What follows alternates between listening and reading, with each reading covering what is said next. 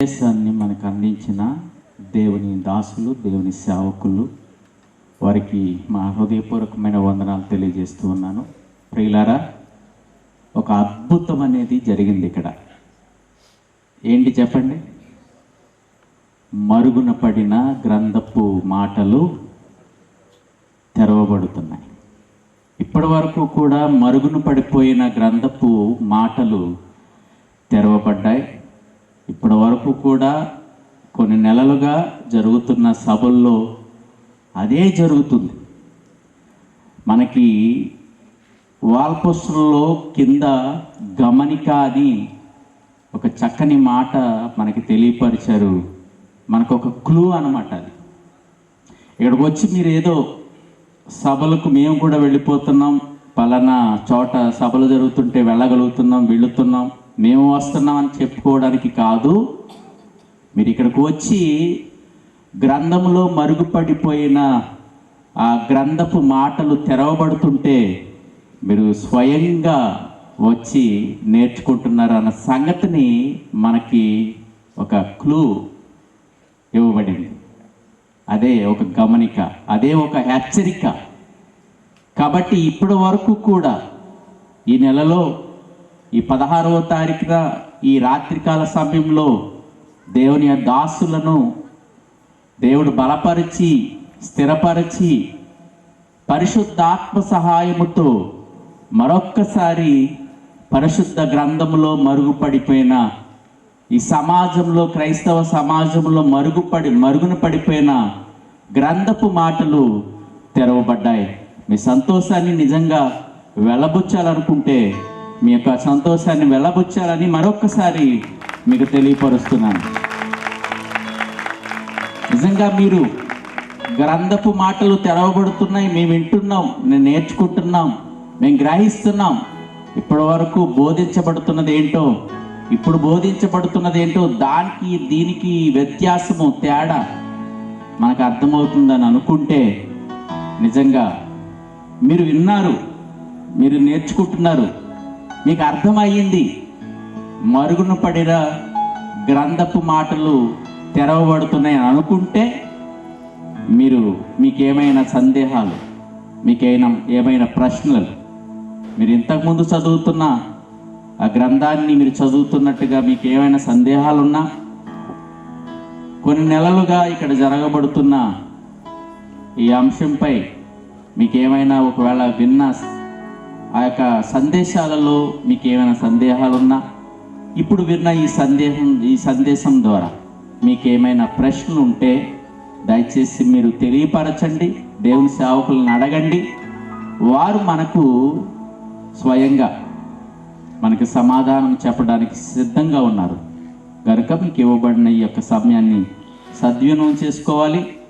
నేను మరి సహోదరులకు సమయాన్ని అప్పగిస్తున్నాను. చిన్ని గారికి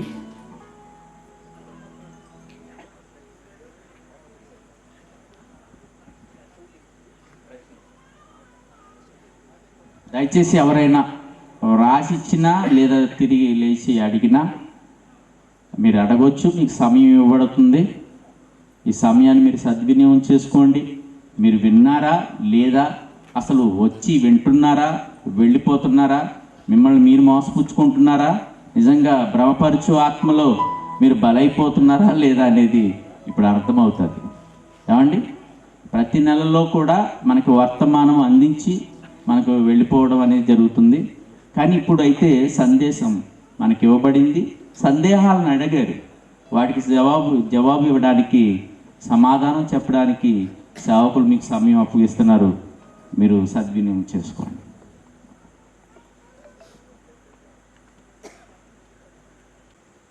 మీరు చదువుతూ ఉంటారు బైబిల్ని తెరిచి, మీకు అర్థం కాని విషయాలు చాలా ఉంటాయి. ఎందుకంటే మనకి ఎన్నో భాషలు కనపడుతూ ఉంటాయి. అందులో ఆ భాషలు, ఆ పదాలు మనకు అర్థం కానప్పుడు అవి మీకు ఎవరినో అడగాలని మీకు అనిపిస్తుంది. మీరు ఎవరిని అడగలేరు. మీరు దాన్ని అర్థం చేసుకోవడానికి ప్రయత్నిస్తారు, కానీ మీకు అర్థం కావు. కాబట్టి ఇలాంటి సమయాన్ని మీరు సద్వినియోగం చేసుకోవడం అనేది చాలా మంచి మనసు, మంచి అవకాశం ఇది.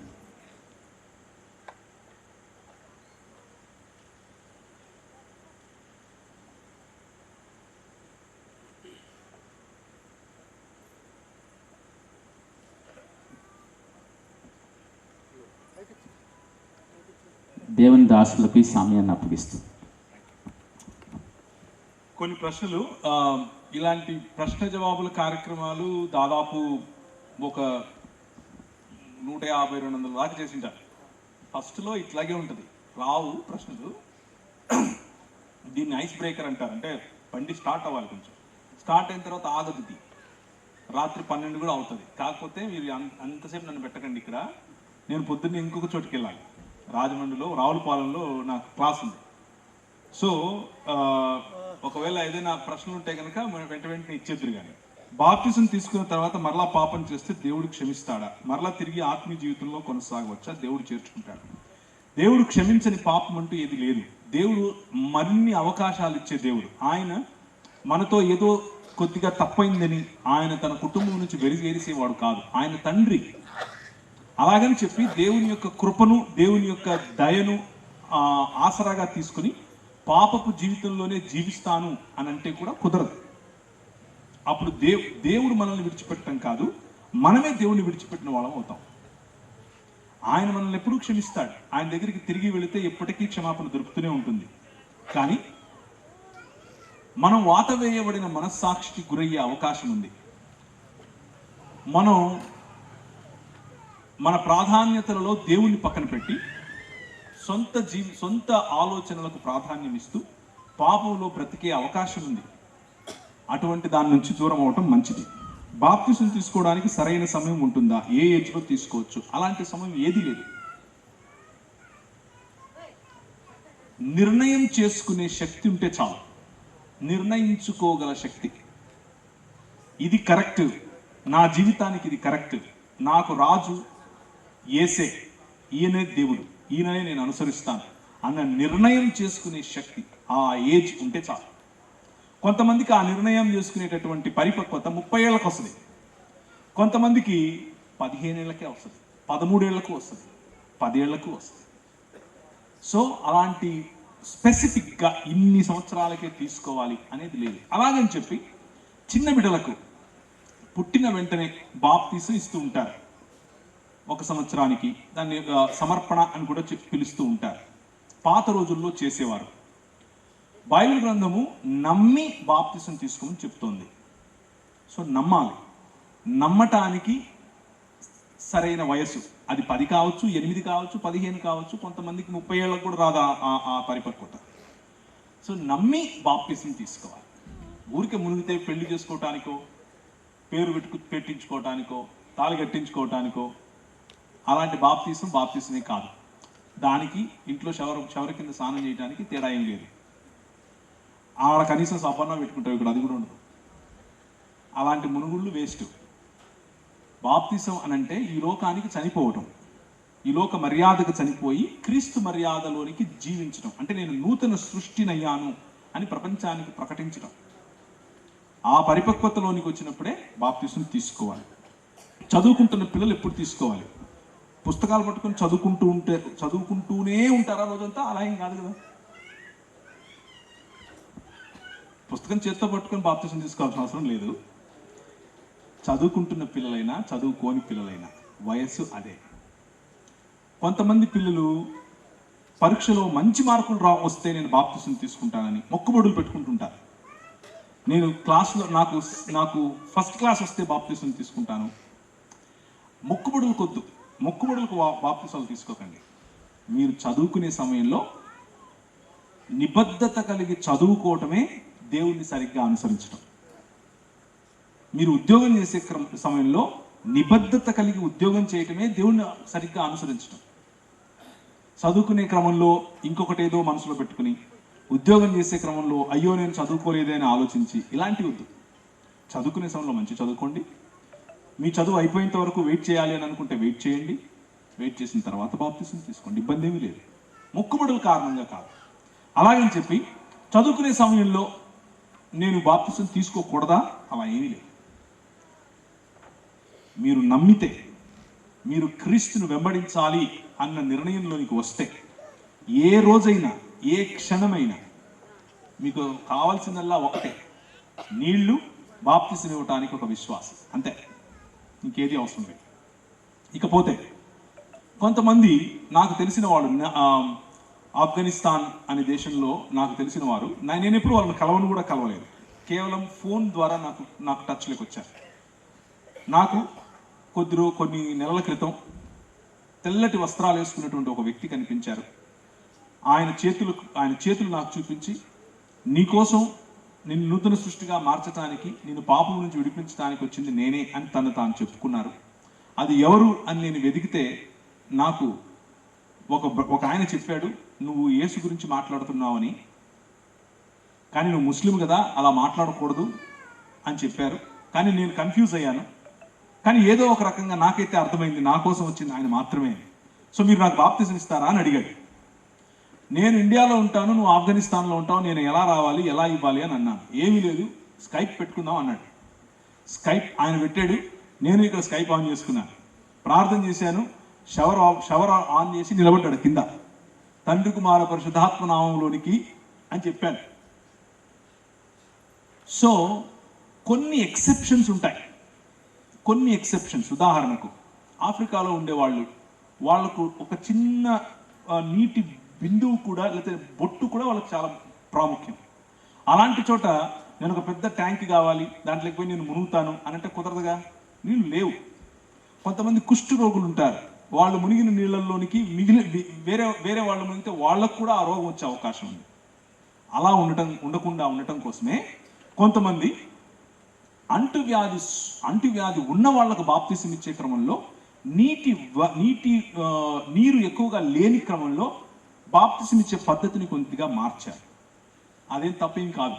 కానీ మన గోదావరిలో బ్రహ్మాండంగా నీళ్ళు ఉన్నాయి, మనకి ఇక్కడ మంచిగా నమ్మి క్రీస్తుని అనుసరించాలి అన్న విశ్వాసంలోనికి, నమ్మకత్వంలోనికి వస్తే పాస్టర్ గారిని, సంఘ సభ్యుల్ని పిలిచి వారందరి ముందు వారు పెట్టినటువంటి దాన్ని ఏమంటారు, విశ్వాసానికి సంబంధించిన ప్రశ్నలకు సమాధానం చెప్తూ, ఈ లోకం కోసం, ఈ లోక మర్యాద కోసం నేను చనిపోతున్నాను, ఇక నుంచి నేను సమాజం కోసం, సంఘం కోసం, దేవుని రాజ్యం కోసం బ్రతుకుతాను అన్న నిర్ణయం చెబుతూ అందరి ముందు మంచి నీటిలో మునిగి చనిపోయి తిరిగి లేచిన వాడిగా లేవండి.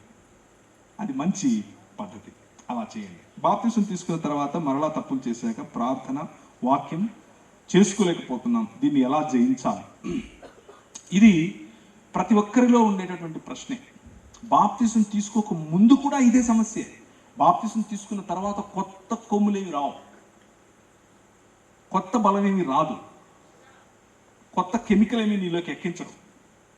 బాప్తిసం అంటే నువ్వు తీసుకున్న నిర్ణయం, నువ్వు వేసినటువంటి మొదటి విధేయత అనే అడుగు, ఈ లోకానికి చనిపోతున్నాను అన్నటువంటి దాని ప్రగాఢమైన సంకల్పం. కానీ ఆ సంకల్పం తీసుకున్న తర్వాత కూడా అప్పుడప్పుడు తప్పటడుగులు వేసే అవకాశం ఉంది. మనుషులం మనం. అలా తప్పటడుగులు వేసినంత మాత్రాన మనం నీరు గారిపోయి ఇక అయిపోయింది, ఇక నేను దేవుని సంతోషపెట్టలేకపోతున్నాను అని నిరుత్సాహపడాల్సిన అవసరం లేదు. నిరుత్సాహపడకండి. చుట్టుపక్కల ఉన్న వాళ్ళని మీకు చూడండి. ఈ నిరుత్సాహంలోనికి పోకుండా ఉండటానికి కొన్ని చిట్కాలు చెప్తాను. మొదటిది, మీరు వ్యక్తిగతంగా దేవునితో ధ్యాన సమయంలో స్పెండ్ చేయండి సమయాన్ని. దేవుని ధ్యానించండి, ఆయన వాక్యాన్ని ధ్యానించండి. రెండవది, మొదటిది వ్యక్తిగతంగా దేవునితోనూ వాక్యంతోనూ గడపడం. రెండవది, స్థానికంగా ఉన్న సమాజంలో, స్థానికంగా ఉన్నటువంటి సంఘంలో మీకంటూ ఒక పాత్ర ఉండాలి. మీరు దానికి అంటుకట్టుకొని ఉండాలి. దానికి దూరమై, స్థానిక సంఘానికి దూరమై యూట్యూబ్లో చూస్తాను, ఫేస్బుక్లో చూస్తాను, అది వాక్యమే కదా, ఇలాంటి సుత్తి మాటలు చెప్పడం వల్ల మీరు బలహీనపడతారు. మండే కట్టెలు ఒక 4-5 ఉన్నాయనుకోండి, అందులో నుంచి ఒకటి తీసి పక్కన పెట్టండి, ఏమవుతుంది? ఆరిపోతుంది, బొగ్గు మిగులుతుంది. సేమ్ మనం కూడా అంతే. యూట్యూబ్కు, తెరకు, అక్కడక్కడ జరిగే మీటింగులకు మాత్రమే వెళ్ళి స్థానిక సంఘంలో, సహవాసంలో మనం మనల్ని మనం అంటు కట్టుకోకుండా ఉంటే ఆరిపోతాం. సో బాప్తిసం తీసుకున్న తర్వాతే కాదు, బాప్తిసం తీసుకోక ముందు ఇదే, తర్వాత అయినా ఇదే, ఆజీవన పర్యంతము ఇదే. స్థానిక సంఘంలో మీకంటూ ఒక పాత్ర ఉండాలి. మూడవది, ఒక గ్లాసులో మట్టి పోసి నీళ్లు పోయండి, ఏమవుతుంది? బుడద మట్టిలాగా బుడద నీళ్ళలాగా కనిపిస్తుంది. ఆ నీళ్లను స్వచ్ఛమైన నీళ్ళుగా చేయాలంటే ఏం చేయాలి? ఆ కప్పును ఇంకా నీళ్లు పోస్తూనే ఉండాలి. మంచినీళ్ళు పోస్తా పోస్తా పోస్తా పోస్తా ఉంటే అందులో ఉన్న ఇసుకంతా బయటికి వెళ్ళిపోద్ది, మంచినీళ్ళు మాత్రమే ఉంటాయి. అలాగే మిమ్మల్ని ప్రలోభ పెట్టే, మిమ్మల్ని బలహీనతలోనికి శోధించేటటువంటి ఆలోచనల్లోనికి వెళ్లకుండా ఉండాలి అని అంటే స్వచ్ఛమైన మంచి ఆలోచనలు, మంచి సహవాసం, మంచి స్నేహంతో నింపుకోండి. ఎంత నింపుకుంటే అంత ఈ చెడు అనేది మీ నుంచి వెళ్ళిపోతుంది. చిట్కాలు చిన్న చిన్నవే కానీ ఉపయోగపడతాయి. రైట్? Next question. నీతిగా న్యాయంగా జీవిస్తూ ఎవరికి అన్యాయం చేయకుండా బ్రతికి చనిపోతే పరలోకం వెళ్తామా? ఈ మూసలో నుండి ఎంత తొందరగా బయటకు వస్తే అంత మంచిది. మీరు పరలోకం పోవటం అనేది క్రైస్తవం కాదు. అది కాదు క్రైస్తవం యొక్క ప్రధాన లక్ష్యం. క్రైస్తవం యొక్క ప్రధాన లక్ష్యం దేవుడు వచ్చి మన మధ్య నివాసం చేయటం. ఇంతవరకు అదే చెప్పాను, గంటన్నర చెప్పాను. మనం చనిపోయి ఎక్కడికో వెళ్తాం అన్నది చెప్పింది ఎవరు అని అంటే ప్లేటో అనే ఫిలాసఫర్ చెప్పాడు. నియో ప్లేటోనిజం అనే పేరుతో అది మన మధ్యలో ఒక మత రూపంలో ఉంది. క్రైస్తవం అది చెప్పదు. దీన్నే మ్యానికీయిజం అని కూడా పిలుస్తారు. అది చెప్పదు క్రైస్తవం చెప్పేది ఏమిటి అని అంటే దేవుని రాజ్యం, పరలోక రాజ్యం మన మధ్యకు వస్తుందని.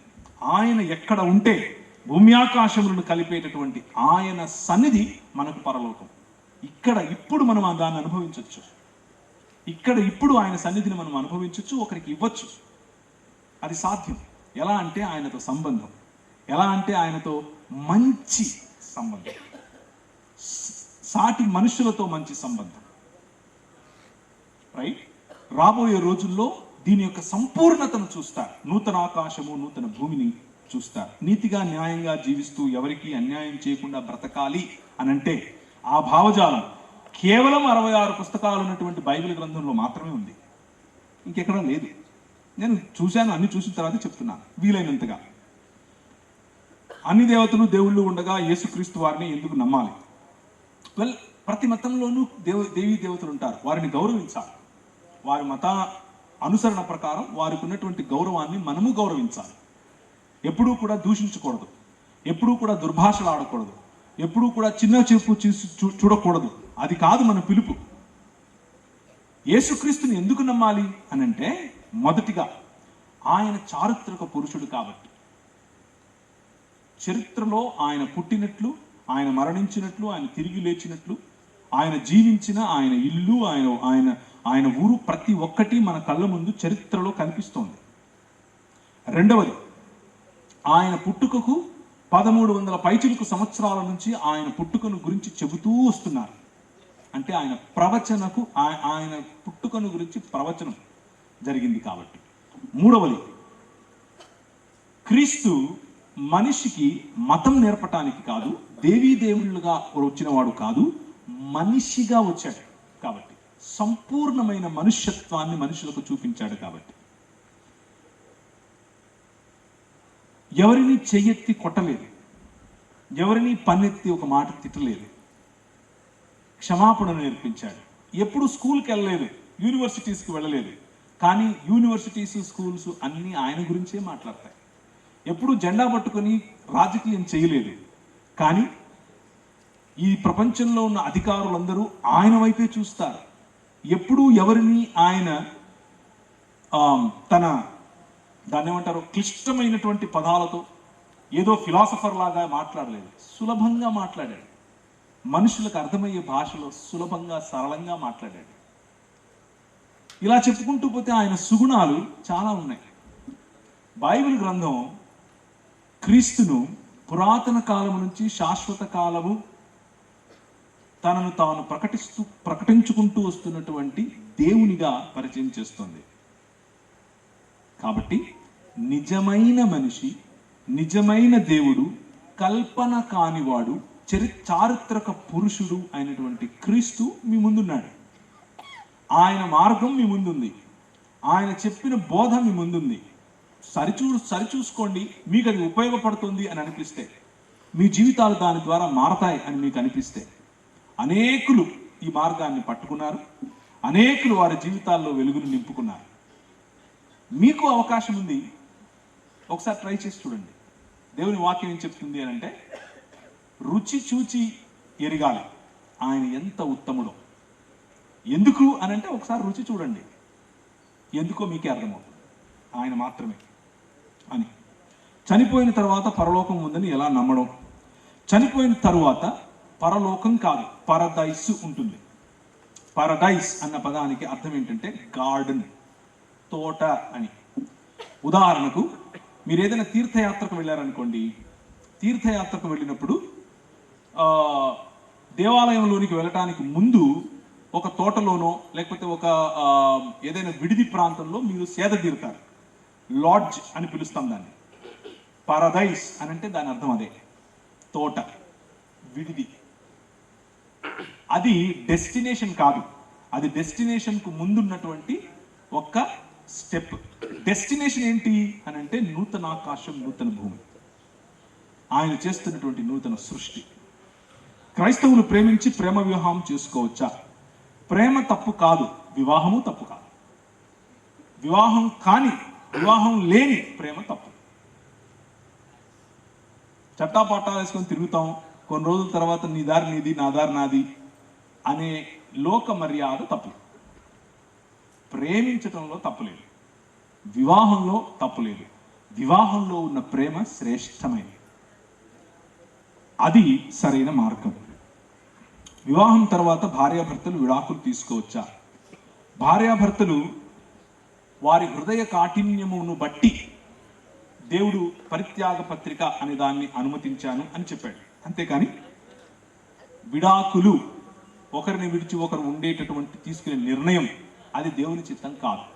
ఆయన హేట్ లేకపోతే ఆయన పూర్తిగా అదంటే ఆయనకి ఇష్టం లేదు.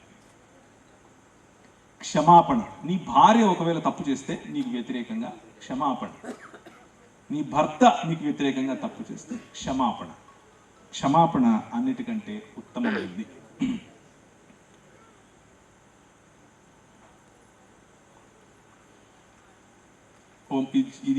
ఇది ప్రశ్న కాదు, ఎస్ఏ రాశారు, మీరు చదివిన దాని సారాంశం చెప్పండి నాకు చాలు. దేవుని స్థానాన్ని దేవునికి ఇవ్వకుండా చేయడమే అదే విగ్రహారాధన అని చెప్పి 3 పాయింట్లు చెప్పారు. అధికారం, ఆరాధన. ఓకే, ఫస్ట్ పాయింట్ ఏంటి?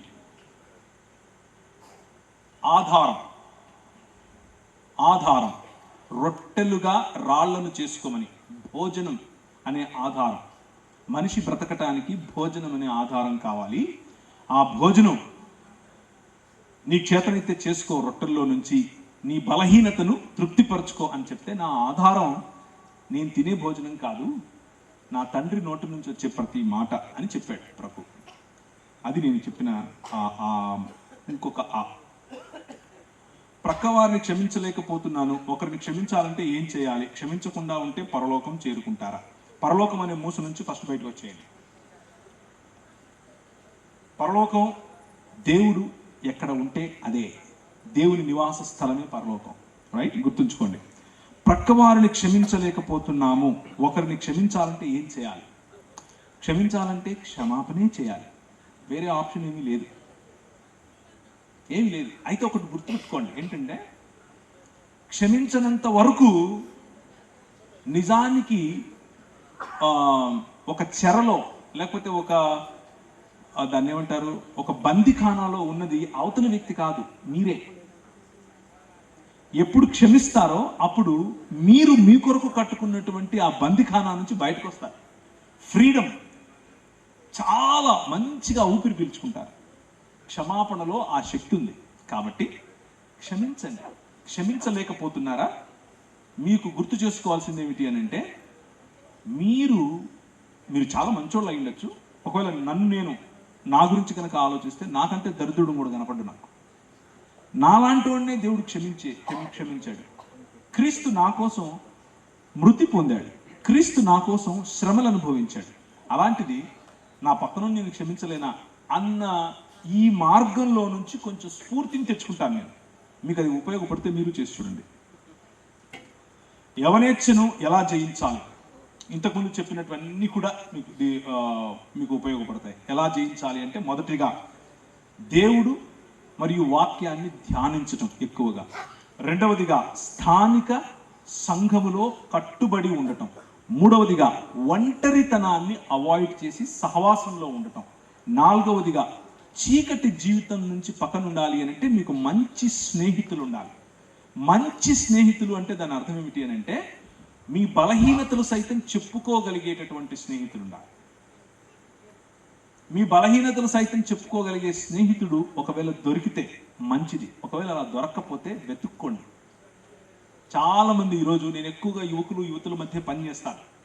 యంగ్ పీపుల్, జనరేషన్ జీ అని పిలుస్తున్నారు వాళ్ళని. వాళ్ళకున్నట్టు ఈ రోజుల్లో ఉన్న ప్రధానమైన సమస్య ఏమిటి అని అంటే ఒంటరితనం. వేల మందిలో ఉంటారు కానీ ఒంటరిగా ఉంటారు. వాడు సోషల్ మీడియాలకు ఎక్కి హలో చెప్తాడు కానీ ఇంట్లో ఉండే వాళ్ళ పేర్లు కూడా తెలియదు వాడికి. అది ఈ జనరేషన్కి ఉన్నటువంటి బలము బలహీనత రెండు. జాగ్రత్త పడాలి. వీటి నుంచి కనుక దూరం అవుతే వాటిని వాడండి.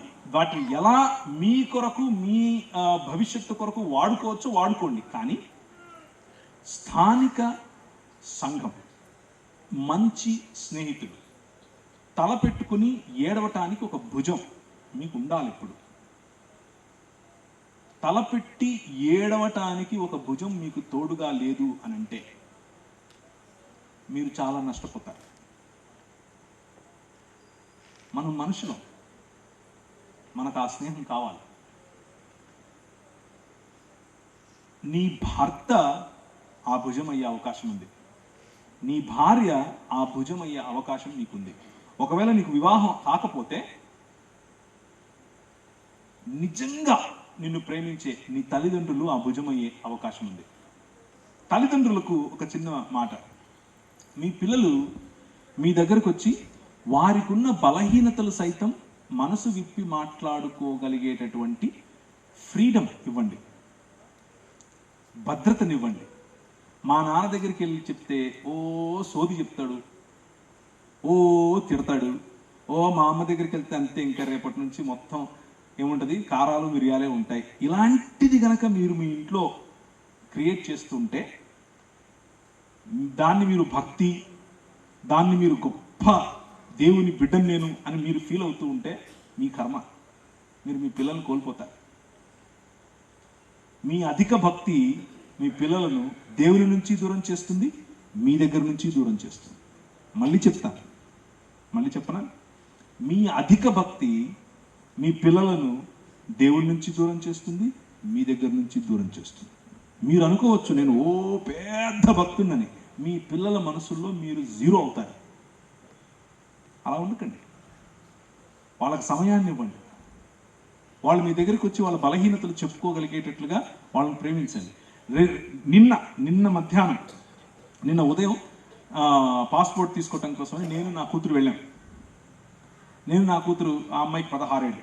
మేమిద్దరం పాస్పోర్ట్లు తీసుకున్నాం, అయిపోయింది. అంటే వీసా కోసం ఇచ్చాం, వీసా స్టాంపింగ్ అయిన తర్వాత పాస్పోర్ట్స్ ఇచ్చారు, వెనక్కి తీసుకుని వస్తున్నాం.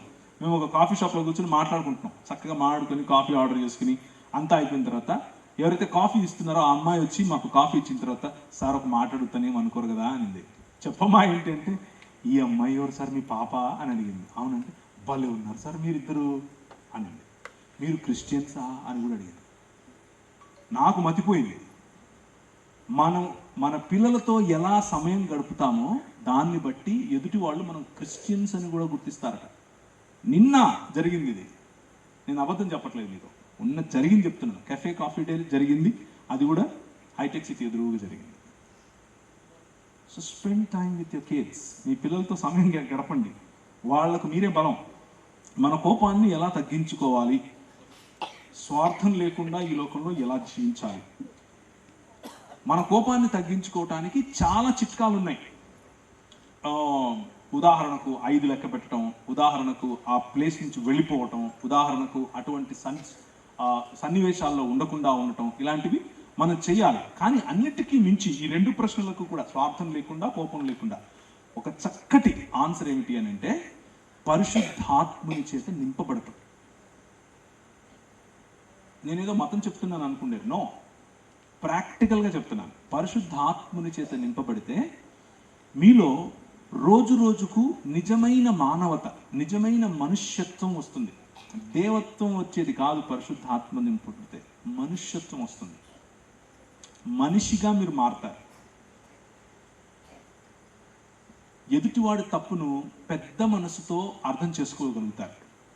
ఎదుటివాడి బలహీనతను పెద్ద మనసుతో క్షమించటం అలవాటవుతుంది. ఎదుటివాడి బలాన్ని పెద్ద మనసుతో అసూయ పడకుండా గౌరవించడం అలవాటవుతుంది. ఇదంతా కూడా పరిశుద్ధాత్మని ఫలము. స్వార్థము లేని జీవితం పరిశుద్ధాత్మని ఫలం. పరిశుద్ధాత్మను పొందండి. కేవలం మతంలో ఉంటే ఏమీ రాదు, ఏమీ రాదు. ఆత్మని యొక్క శక్తి, ఆయన వరములు, ఆయన ఫలం రెండూ ఇంపార్టెంట్. దేవుని చిత్తాన్ని ఎలా తెలుసుకోవాలి? ఎన్ని రకాలుగా తెలుసుకోవచ్చు? మనకు వచ్చే ఆలోచనలు దేవుని చిత్తానుసారమైనవో కావో అని ఎలా తెలుస్తుంది? ఒక ఆయన పెళ్లి చేసుకోవాలనుకున్నాడు. ఇది మీలో కొంతమంది తెలిసి ఉండొచ్చు కూడా. 2 సంబంధాలు వచ్చాయి. ఒక ఆమె పేరు దైవకృప, ఇంకొక ఆమె పేరు సలోమి. ఈయన ప్రార్థన చేస్తున్నాడు, బైబిల్ చేతికి తీసుకున్నాడు. ప్రార్థన చేస్తూ చేస్తూ బైబిల్ ఇలా ఓపెన్ చేశాడు. అక్కడ నా కృప నీకు చాలును అని ఉంది. ఈయనకేమర్థమైంది? దైవ కృపతో పెళ్లి చేసుకోవాలి అని అర్థమైంది. పెళ్లి తర్వాత తెలిసింది, ఏంట్రా బాబు నా బతికిలా అయిపోయింది. అది కాదు దేవుని చిత్తం తెలుసుకునే పద్ధతులు. కళ్ళు మూసుకొని బైబిల్ ఓపెన్ చేయటం, నడుచుకుంటూ వెళ్తుంటే ఎవరో చెప్పటం, ఇవన్నీ కాదు. దేవుని చిత్తం తెలుసుకోవటానికి, దేవుని చిత్తాన్ని మనం అర్థం చేసుకోవటానికి ప్రప్రథమంగా, అన్నిటికంటే ముఖ్యంగా మీకు అర్థం కావాల్సింది ఏమిటి అంటే దేవుని మార్గములు. దేవుని మార్గములు, the ways of the king, రాజు యొక్క మార్గాలు. మొదటిది, దేవుని చిత్తంలో కులం లేదు. రెండోది, దేవుని చిత్తంలో మతం లేదు. పెళ్లి గురించి చెప్తున్నాను. మా అమ్మ, నేను 11 సంవత్సరాలు ఉత్తర భారతదేశంలో మిషనరీగా ఉన్నాను, మధ్యప్రదేశ్. నాకు ఒక సంబంధం వచ్చింది. మా పాస్టర్ గారే వాళ్ళ అమ్మాయిని ఇచ్చి పెళ్లి చేస్తానన్నాడు. నేను మా అమ్మకు ఫోన్ చేసి చెప్పాను. మా అమ్మ ఫస్ట్ నన్ను ఏమడిగి ఉంటుంది చెప్పండి? ఏమన్నారు? ఏ క్యాస్ట్ అని అడగలేదు మా అమ్మ, మనోళ్ళేనా అనింది. నేను గుక్క తిప్పుకోకుండా మనోళ్ళే అని చెప్పాను.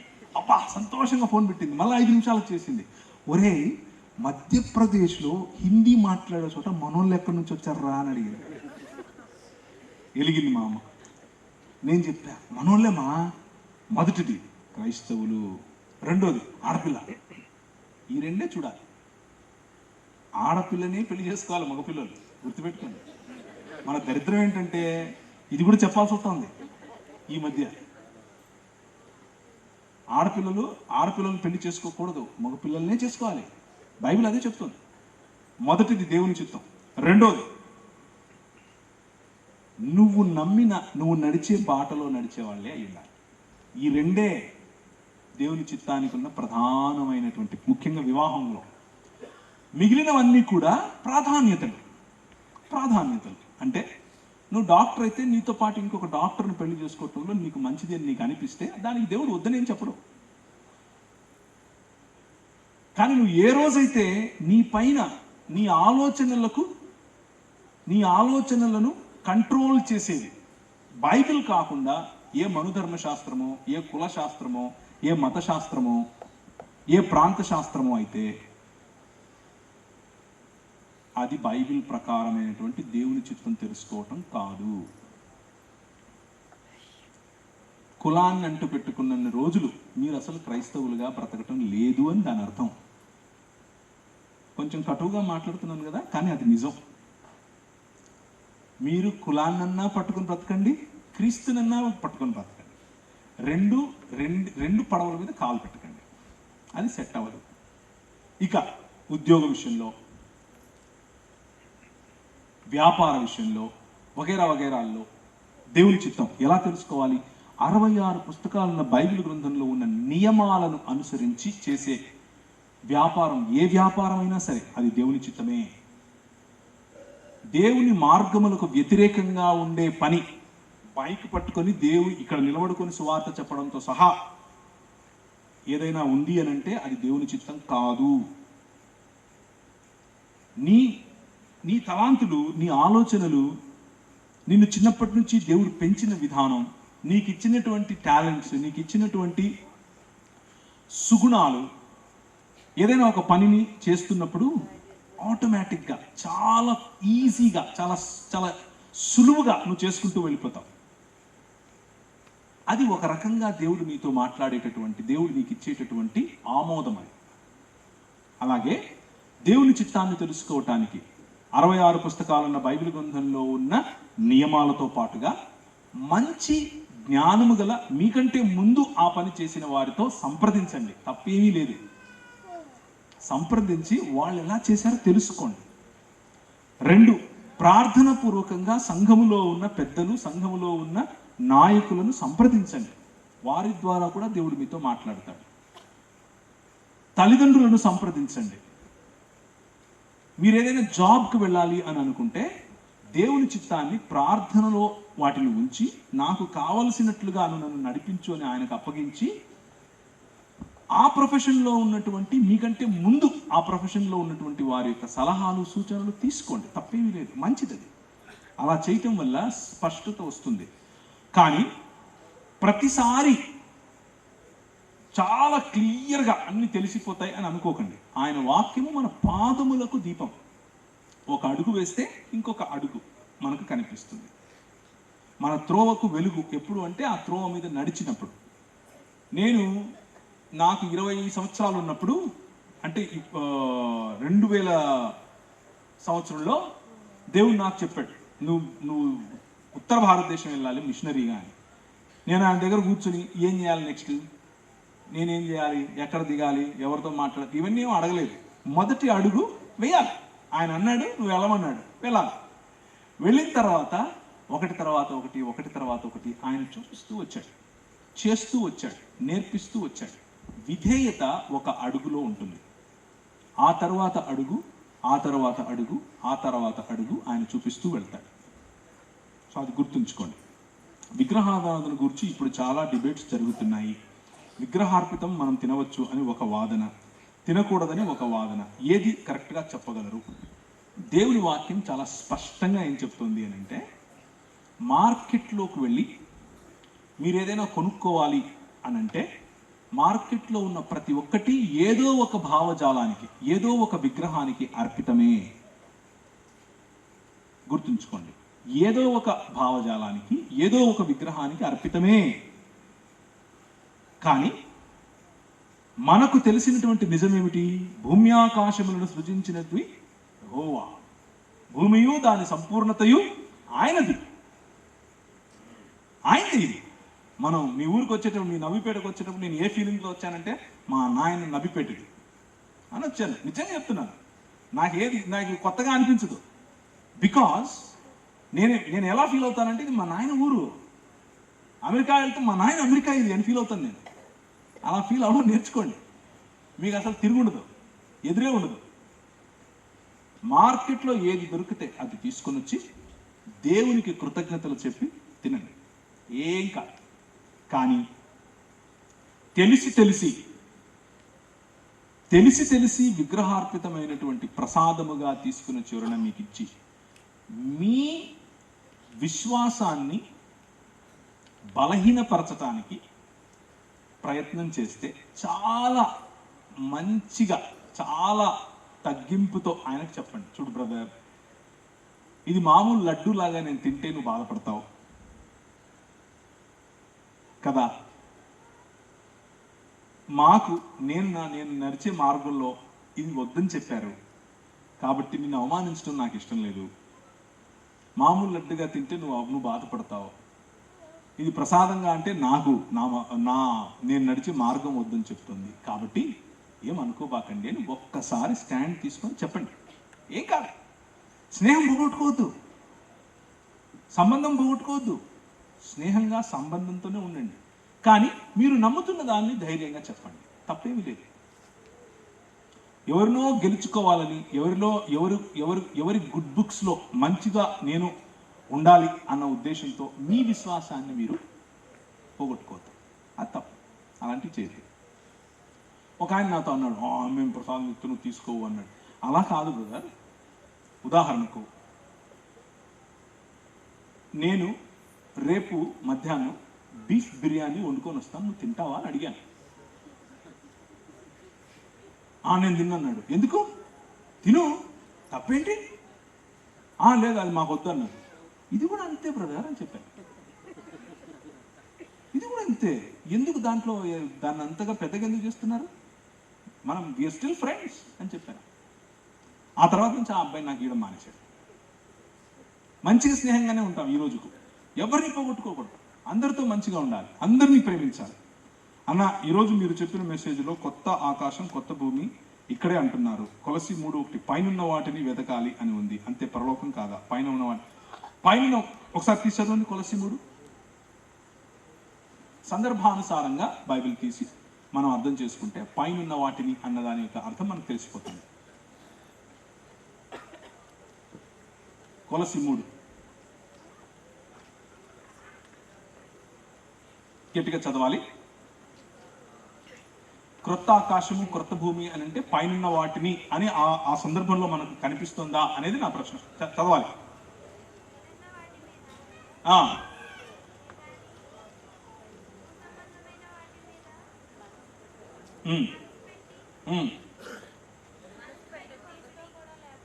భూ సంబంధమైన వాటిని, పైనున్న వాటిని అంటే అర్థం ఏమిటి అని అంటే, ఇంతకుముందు నేను చెప్పినట్లు నా రాజ్యము ఈ లోక సంబంధమైనది కాదు అని ప్రభువు చెప్పినట్లుగా, అంటే నా మార్గము ఈ లోక సంబంధమైన పతనావస్థలో ఉన్నటువంటి మనుష్యుల నుంచి ఉద్భవించింది కాదు అని అర్థం.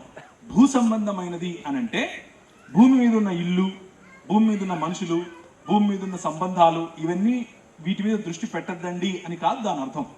దాని అర్థం పతనావస్థలో ఉన్నటువంటి, గతించిపోతున్న, లేకపోతే పతనానికి గురైనటువంటి ఈ వ్యవస్థలు, వాటిపైన మనసు పెట్టకండి అని దాని అర్థం. క్రొత్త ఆకాశము క్రొత్త భూమిని ఆయన చేస్తున్నాడు. ఆయన సృష్టిని చేసినప్పుడు, భూమిని చేసినప్పుడు మంచిది అన్నాడు. అన్ని 6 రోజులు మంచిది మంచిది మంచిది మంచిది అని చెప్పాడు. మనిషిని చేసినప్పుడు చాలా బాగుందన్నాడు. మనుషుల మధ్య ఉన్న సంబంధాలు, అమ్మ, అన్న, అక్క, నాన్న, చిన్నాన్న, ఇవన్నీ మాయ అనుకుండేవి. అది బైబిల్ చెప్పేది కాదు. ఇవన్నీ కూడా దేవుడు మనకు మంచి అని చెప్పి ఇచ్చినటువంటి వరాలు. మంచి సంబంధాలు కలిగి ఉండాలి.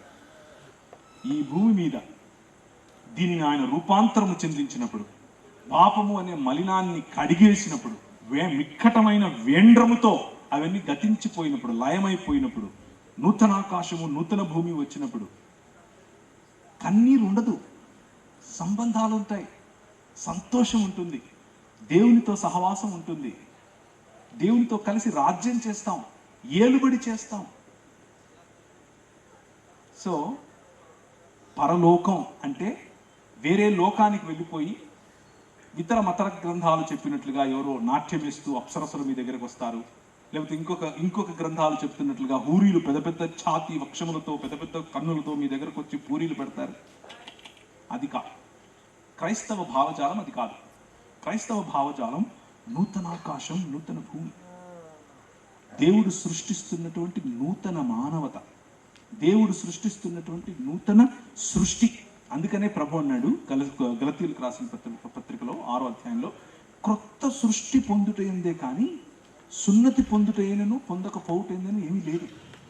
మతం కాదు, క్రొత్త సృష్టిగా నూతన మనుష్యత్వంలోనికి రావాలి. మీరు ఏదైనా అడగాలని వచ్చారా? అడగండి. మంచిదండి. ఇప్పుడు వరకు ఎన్నో విలువైన మాటలతో మమ్మల్ని అందరినీ కూడా బలపరిచినందుకు అన్నయ్య గారు వందనాలు తెలియజేసుకుంటూ, నా పేరు రాము అండి. ఇప్పుడు వరకు అవుట్లైన్స్ చాలా బాగా చెప్పారండి. నా ప్రశ్న ఏంటంటే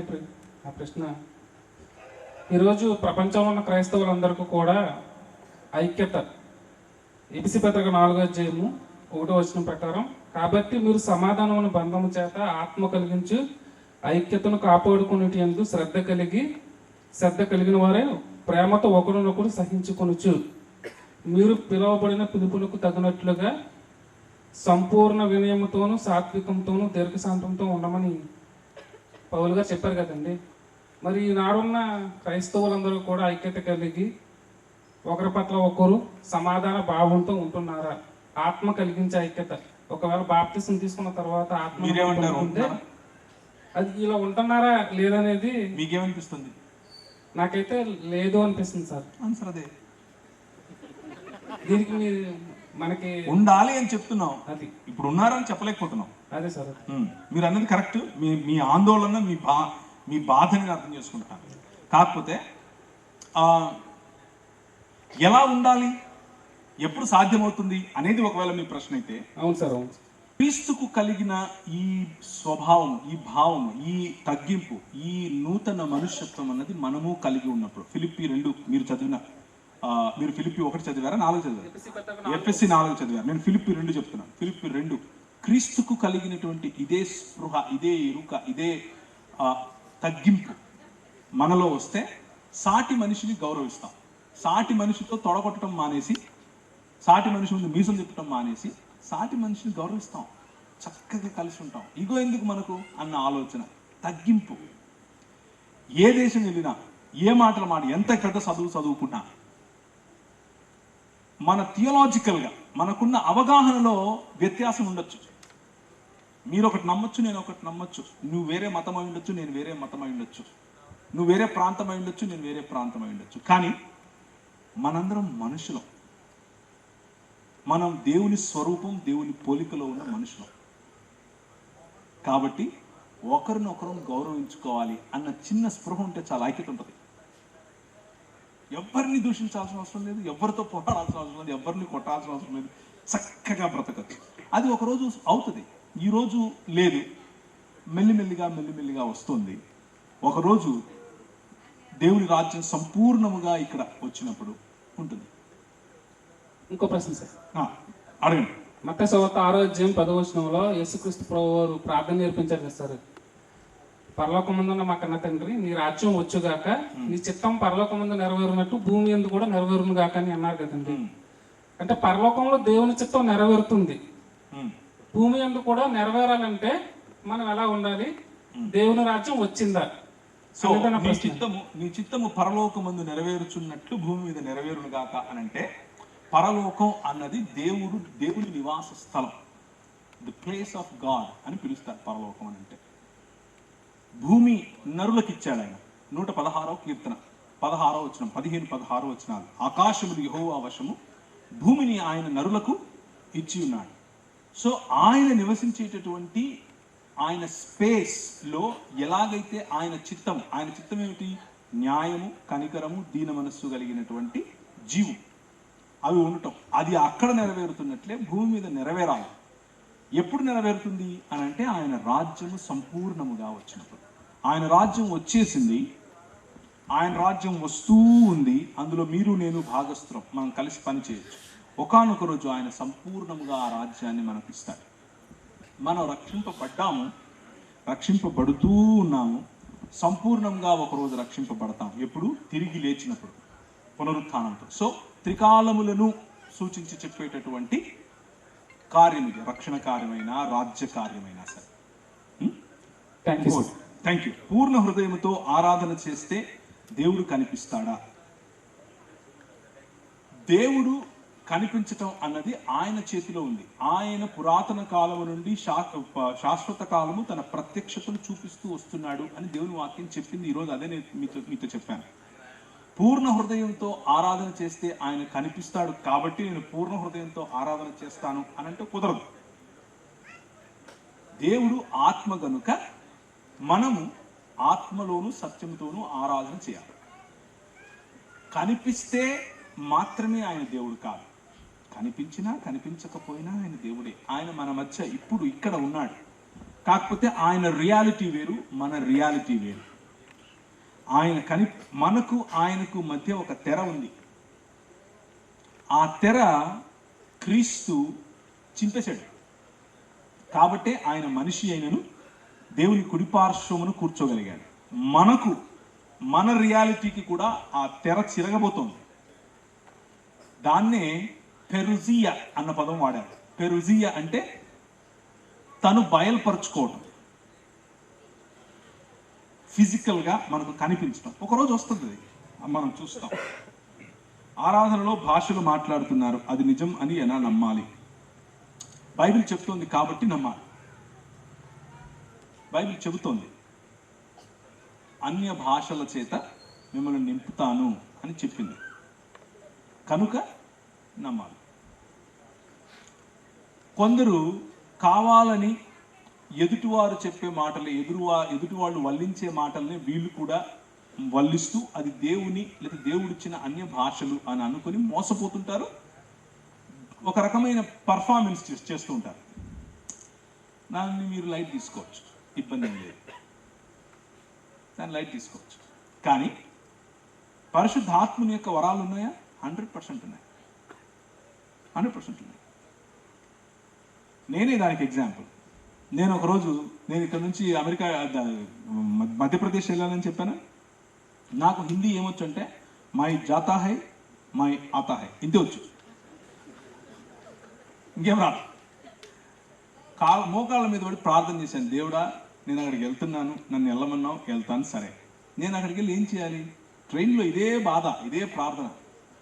నేను అక్కడ మాట్లాడాలి ప్రజలతో, నేను మాట్లాడేది అవతల వాళ్ళకి అర్థం అవ్వాలి. నాకు తెలియదు ఏం చేస్తావు అన్నాను. వరదలాగా వచ్చింది ఆ భాష. మీరు నమ్మరు, నిజం చెప్తున్నాను. నా భార్య హిందీ భాష, ఆమె కంటే మంచి హిందీ మాట్లాడతాను నేను ఏ స్కూల్కి వెళ్ళలేదు, ఎక్కడికి వెళ్ళి నేర్చుకోలేదు, దేవుడు ఇచ్చాడు. అటు నుంచి హైదరాబాద్ వచ్చాను. నేను వెళ్ళే చర్చిలో సగం హిందీ, అది కూడా హిందీ కాదు, దక్కని అంటారు. సగం ఇంగ్లీషు, సగం తెలుగు. అటు పూర్తి తెలుగు రాదు, అటు పూర్తి హిందీ రాదు, అటు పూర్తి ఇంగ్లీషు రాదు. అదే హైదరాబాద్ అంటే. ఏది రాకపోవడమే హైదరాబాద్. నేను ఆ చర్చికి పోయేటోండి. వాళ్ళు నేను అని ఒకరోజు ఒక ఆయన వాక్యపరిచర్యకు పిలిచాడు, నేను వెళ్ళాను. ఒక్క మాట తెలుగులో చెప్పలేకపోతున్నాను. ఏమైనా చెప్పాలంటే ఆ ఇంగ్లీష్, ఆ హిందీ అన్నీ కలిపి చెప్తున్నాను. ఒక ఆయన చూసి నవ్వాడు, అన్నాడు. నాకు అరే ఇట్లయిపోయింది. ఇంటికి వచ్చి మళ్ళీ మోకాలు వెళ్ళిపడ్డాను. ప్రభువా నాకు తెలియదు, నేను పెరిగింది తెలుగుని, నాకు తెలుగు రాకపోవడం ఏంటి? ఒక్క మాట మాట్లాడలేకపోతున్నాను అంటే ఆ మరుసటి రోజు నుంచి ప్రవాహం గోదావరి వచ్చినట్లే. నిజంగా చెప్తున్నాను, అలా వచ్చేసింది. ప్రజలన్నారు, ఏమైందిరా నీకు, అదేదో పండితుడు మాట్లాడుతున్నావు ఏంటి నువ్వు? స్పష్టంగా తెలుగులో దేవుడు ఇస్తాడు. God gives you the gift of languages. నేను రష్యా వెళ్ళాను ఒకసారి, 3 నెలలు ఉన్నాను అక్కడ. 3 నెలల్లో రష్యన్ భాష ఎలా మాట్లాడానంటే వాళ్ళు అనుకున్నారు వీడు రష్యాలో నల్లోడు ఎలా పుట్టాడు అని అనుకున్నారు. నేను రష్యాని కాదురా బాబు, నేను ఇండియన్, నేను నల్లోడిని అని చెప్పాను. భాషల వరం ఉంది, దేవుడు ఇస్తాడు. మీరు ట్రై చేసి చూడండి, అడగండి దేవుడిని, ఇవ్వకపోతే చెప్పండి, ఆయన ఇస్తాడు. ఇప్పుడు అన్య భాషలుగా కొంతమంది ఏదైతే నోరు గలగల మాట్లాడుతున్నారో వాటి గురించిన ప్రశ్న ఒకవేళ మీకుంటే అవి కూడా ఉన్నాయి అనే సర్వే తేలుతోంది. బైబిల్ వాక్యంలో వాటిని గురించినటువంటి వివరణ ఉంది. అవి మీకు అవసరమైతే తీసుకోండి, అవసరం లేకపోతే అవసరం లేదు. కానీ అది ఉంటేనే మీరు దేవుని బిడ్డలు అనే రూల్ ఎక్కడ లేదు. ఎవరికి దేవుడు ఏ వరాన్ని ఇవ్వాలని ఆయన నిర్ణయిస్తాడో వాళ్ళకి ఇస్తాడు. నేను ప్రభువుని ఒకసారి అడిగాను, నాకు ఆత్మల వివేచన వరం కావాలి అని అడిగాను. ఎందుకంటే మోసపోతుంటే మాటికి నా ఏం ప్రభు, నా జ్ఞానం ఏని అడిగాను. నాకు ఆత్మల వివేచన నీ ప్రభు అని అడిగాను. మనం అడగచ్చు, అడిగి తీసుకోవచ్చు. విశేషముగా ప్రవచన వరమును ఆపేక్షించుడి అని చెప్పాడు. అవసరతను బట్టి దేవుని రాజ్య స్థాపన కోసం దేవుని వరములను అడగచ్చు, తీసుకోవచ్చు అడిగి. అయితే దుకాణాలు పెట్టుకోవడానికి కాదు ఇది. వ్యాపారాలు పెట్టుకోవడానికి కాదు. అది దేవుని ఆత్మను భ్రమపరిచే ఆత్మతో పోల్చటం. మనం భ్రష్టత్వానికి పోతాం అలాంటివి చేస్తే. అలాంటివి చేయకూడదు. సంఘ క్షేమం కోసం, సమాజ క్షేమం కోసం, దేశ నిర్మాణం కోసం ఈ వరాలను అడగాలి, అడిగి తీసుకోవాలి. ప్రవచన వరం, ప్రవక్తల్లాగా. ప్రవక్తలు ఏం చేస్తారు అనుకుంటున్నారు? రేపు ఇంట్లో ఈ వంకాయలు వండుతారా, టెంకాయలు వండుతారా చెప్తారనుకుంటున్నారా? అది కాదు ప్రవక్తలు చేసేది. ప్రవక్తల పని ఏమిటంటే రాజుల ఎదుట నిలబడి, నీ రాజ్యం జాగ్రత్త, రాజు నీ పైన ఇంకొక రాజు ఉన్నాడు అని చెప్తాడు. మీ ఇష్టం వచ్చిన ప్రవక్తను తీసుకోండి. బైబిల్లో అందరూ చేసింది ఇదే పని.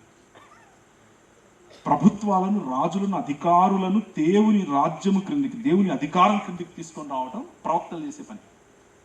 అది ప్రవచన వరం అంటే. అడిగి చూడండి, ఇస్తాడు. ఈనాటి క్రైస్తవ ఆరాధన అంటే ఏమిటి? క్రైస్తవ ఆరాధన అంటే క్రైస్తవ ఆరాధన అంటే, నాకు ఈ ప్రశ్న పూర్తిగా అర్థం కాలేదు. దేవుని వాక్యానుసారంగా మనము దేవుని గుణలక్షణములను, సుగుణాలను జ్ఞాపకం చేసుకుంటూ ఆయనకు కృతజ్ఞతతో ఆయనను పొగిడేటటువంటి పనిని ఆరాధన అంటారు. అయితే ఆరాధన కోసం వాడిన పదము అవద అన్న పదం. ఆ అవద అన్న పదానికి సేవ, ఆరాధన, పని, ఈ 3 అర్థాలు ఉన్నాయి. సేవ, ఆరాధన మరియు పని. ఆరాధన అన్నది నోటితో చెప్పేది మాత్రమే కాదు, పని. ఆరాధన చేయటానికి దేవుడు 2 మాధ్యమాలను ఇచ్చాడు. ఒకటి, దేవుడు ఆదామును ఒక తోటలో ఉంచి సేద్యపరచుటకును కాయుటకును ఆయనకు పని అప్పగించాడు. దాన్నే అవద అని పిలుస్తారు. దేవుని సృష్టిలో ఆయన పెట్టిన క్రమాన్ని కాపాడుకోవటం ఆరాధన. రాజుగా కాపాడుకోవటం ఆరాధన. యాజకునిగా స్తుతులను ఆయనకు తిరిగి అర్పించటం ఆరాధన. అందుకే మనలను రాజులైన యాజక సమూహం అని పిలుస్తున్నారు. అంటే ఆరాధించే జీవన విధానం కేవలం పాటలు కాదు, చప్పట్లు కాదు. జీవన విధానంలో ఆరాధన ఉండాలి. అంకిత భావం, సంపూర్ణంగా దేవుని మార్గం కోసం సోల్డ్ అవుట్ అయిపోవటం. నువ్వు చేసే వ్యాపారం ఆయన కోసం, నీ కుటుంబం ఆయన కోసం, నీ కారు ఆయన కోసం, నీ ధనం ఆయన కోసం, నీ సర్కిల్ ఆయన కోసం. ప్రతి ఒక్క దాంట్లో కూడా రాజు ఆయనైతే అదే ఆరాధన. కళ్ళు మూసుకుని 4 మంచి మంచి మాటలు, కవిత్వం చెబితే అది ఆరాధన అని మీరు అనుకుంటే మీ కర్మ. అనుకోండి. మంచి మంచి పాటలు ఏరుకొని వచ్చి ఆ మంచి మంచి పాటలు పాడి దేవా నీకు స్తోత్రం అయ్యా అంటే అది ఆరాధన అని అనుకుంటే మీ ఇష్టం. కానీ బైబిల్ అలా చెప్పదు. అది స్వచ్ఛమైన హృదయంలో నుంచి వస్తే, నిజమైన దేవునికి నమ్మకత్వంతో బ్రతికే జీవితంలో నుంచి వస్తే దాన్ని ఆయన సువాసనగా తీసుకుంటాడు. అంతేకాని కేవలము మంచి మంచి భాష కాదు. నీతిమంతులముగా బాప్తిసము మరియు ఆత్మఫలములుగా బాప్తిసము అంటే ఏమిటి? ఆత్మఫలములు ఇచ్చేటటువంటి, అంటే ఆత్మలో బాప్తిసము అనేటటువంటి మాట. If you are thinking about the fire, పరిశుద్ధాత్మందులు అగ్ని చేతను మిమ్మల్ని ఇస్తాను అన్న విషయం ఈ ప్రశ్నలో కనుక మీరు ఒకవేళ అది అడిగి ఉంటే, అదొక అనుభూతి. ప్రభుతో మీకున్న వ్యక్తిగతమైన సంబంధం. దేవుని వాక్యంలో సంపూర్ణంగా మిమ్మల్ని మీరు ముంచుకుని ఆ ధ్యానంలో, ఆ ధ్యాసలో దేవుని స్వరాన్ని వినాలని, ఆయనను చూడాలని, ఆయన సన్నిధిలో గడపాలని మీరు ఆయనతో సమయాన్ని కేటాయిస్తే ఆ అనుభూతి మీరు పొందుతారు. పరిశుద్ధాత్ముని చేత బాప్తిసం పొందుతారు. పరిశుద్ధాత్ముని చేత బాప్తిసం అని అంటే మీరు నమ్మిన క్షణం నుండి పరిశుద్ధాత్ముడు మీ హృదయంలో ఉన్నాడు. మీరు నమ్మిన క్షణం నుండి పరిశుద్ధాత్ముడు మిమ్మల్ని నడిపిస్తున్నాడు. కానీ విధేయత, ప్రతి విషయంలోనూ పరిశుద్ధాత్మునికి సంపూర్ణ స్వాతంత్రం ఇవ్వటం, ఆయనను పని చేయనివ్వటం, ఆయనను మీ జీవితంలో కంట్రోల్ ఇవ్వటం, అది పరిశుద్ధాత్మ యొక్క బాప్తిసం. అది ఒక్కసారి వచ్చే వెళ్ళిపోయేది కాదు. మీరు అనుభవిస్తూ ఉండొచ్చు, దేవుని సన్నిధిని అనుభవిస్తూ ఉండొచ్చు. అసలు దేవుని ప్రశ్నించడం మనకు అంత జ్ఞానం లేదా, కానీ తెలుసుకోవాలని అడుగుతున్నాను అని. ఏంటంటే వృక్ష ఫలములను తింటే చనిపోతారని దేవుడు చెప్పాడు అంటే దాని తర్వాత ఏదో రాశారు. అసలు ఆ పండు ఎందుకు పెట్టాడు అనేది ఒకవేళ మీ ప్రశ్న అయితే, పండులో కెమికల్ ఏమీ లేదు. అది తినంగానే ఏదేదో వచ్చేసింది గ్రాఫికల్గా, అది కాదు. అది ఒక పిక్టోరియల్ రిప్రజెంటేషన్. ఏంటి ఆ రిప్రజెంటేషన్ అని అంటే, దేవుని మాటను తిరస్కరించడం, ఆజ్ఞ యొక్క అతిక్రమణ, ఆజ్ఞను తిరస్కరించడం. దేవుణ్ణి చక్రవర్తిగా ఉండాల్సిన దేవుణ్ణి, ఆయనకు సామంతుడుగా నువ్వు పరిపాలించాల్సినటువంటి నువ్వు వద్దు, నేనే కింగ్ అని చెప్పడాన్నే పండు తిన్నావు అంటారు. That is how the first chapter is return. మొదటి అధ్యాయం అలా రాశారు. ఓకే, సో చాలా మంచి ప్రశ్నలు వచ్చాయి. మంచి ఈ ప్రశ్నలకు వీలైనంత సమయం తీసుకుని మనం సమాధానం ఇచ్చే ప్రయత్నం చేశాము.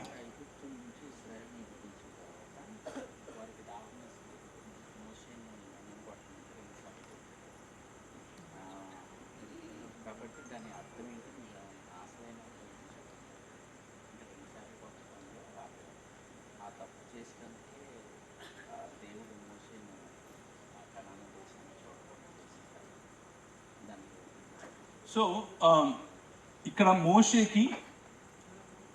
మోషే రాయిని కర్ర చూపించు అంటే కర్రతో కొట్టటం, బండను కొట్టటం, నీళ్ళిచ్చు బండగా వారిని వెంబడించింది క్రీస్తే అని పౌలు చెప్తున్నాడు. దేవుని మాటను చూచాయిగా ఉన్నది ఉన్నట్లుగా విధేయత చూపించకపోతే, స్వయంగా నీ సొంత మార్గాలు నువ్వు దేవుని మార్గంలోనికి జొప్పించే ప్రయత్నం చేస్తే నీ డెస్టినేషన్ నువ్వు కోల్పోతావు అని చెప్తున్నాడు దేవుడు. నువ్వు వెళ్ళాల్సిన నీ ఆఖరి పాయింట్ వరకు నువ్వు వెళ్ళలేవు, దాన్ని చూస్తూ ఆగిపోతావు అక్కడ అని చెప్తున్నాడు. అదే మనం నేర్చుకోవాల్సింది. మోషే లాంటి గొప్ప నాయకులు సైతం దేవుడు చూపించినటువంటి గమ్యాన్ని చేరుకోలేకపోయారు. కానీ నీకు నాకు దేవుడు కృపలో ఆ గమ్యాన్ని ఇస్తున్నాడు. సంతోషంగా దాన్ని తీసుకోవాలి. ఆయన చెప్పినట్టు చేసుకుంటూ వెళ్ళిపోతే మనకు మంచిది. Thank you very much. మంచి సమయాన్ని నాకు ఇచ్చినందుకు మార్తమ్మ గారికి, అలాగే నేను పిలిచినట్టు స్థానిక పాస్టర్ గారికి, మార్తమ్మ గారి అబ్బాయికి, వాళ్ళ కుటుంబం మొత్తానికి, అలాగే మీలో ఒకటిగా నన్ను మన నవ్విపేటలో నన్ను ఆహ్వానించినందుకు మీ అందరికీ కూడా కృతజ్ఞతలు తెలియజేస్తున్నాను. Thank you. ప్రియమైన దేవుని వారలారా, చక్కని ప్రశ్నలు మీరు అడిగారు. ఆ ప్రశ్నలకు చక్కగా చాలా ఓపికగా సమయాన్ని తీసుకుని మనకి చక్కని సమాధానాలు అందించారని నేను నమ్ముచున్నాను. అందును బట్టి వారికి నా హృదయపూర్వకమైన వందనాలు తెలియజేస్తూ ఉన్నాను.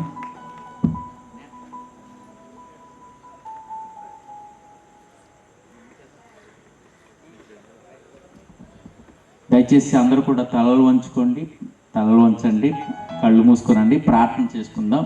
మన స్థానిక సేవకులు విజయరాజు గారు వచ్చి ప్రార్థన చేస్తారు. అలాగే ఆశీర్వాదము మన మధ్యలో ఉన్న దేవుని సేవకులు ఆశీర్వాదం ఇస్తారు.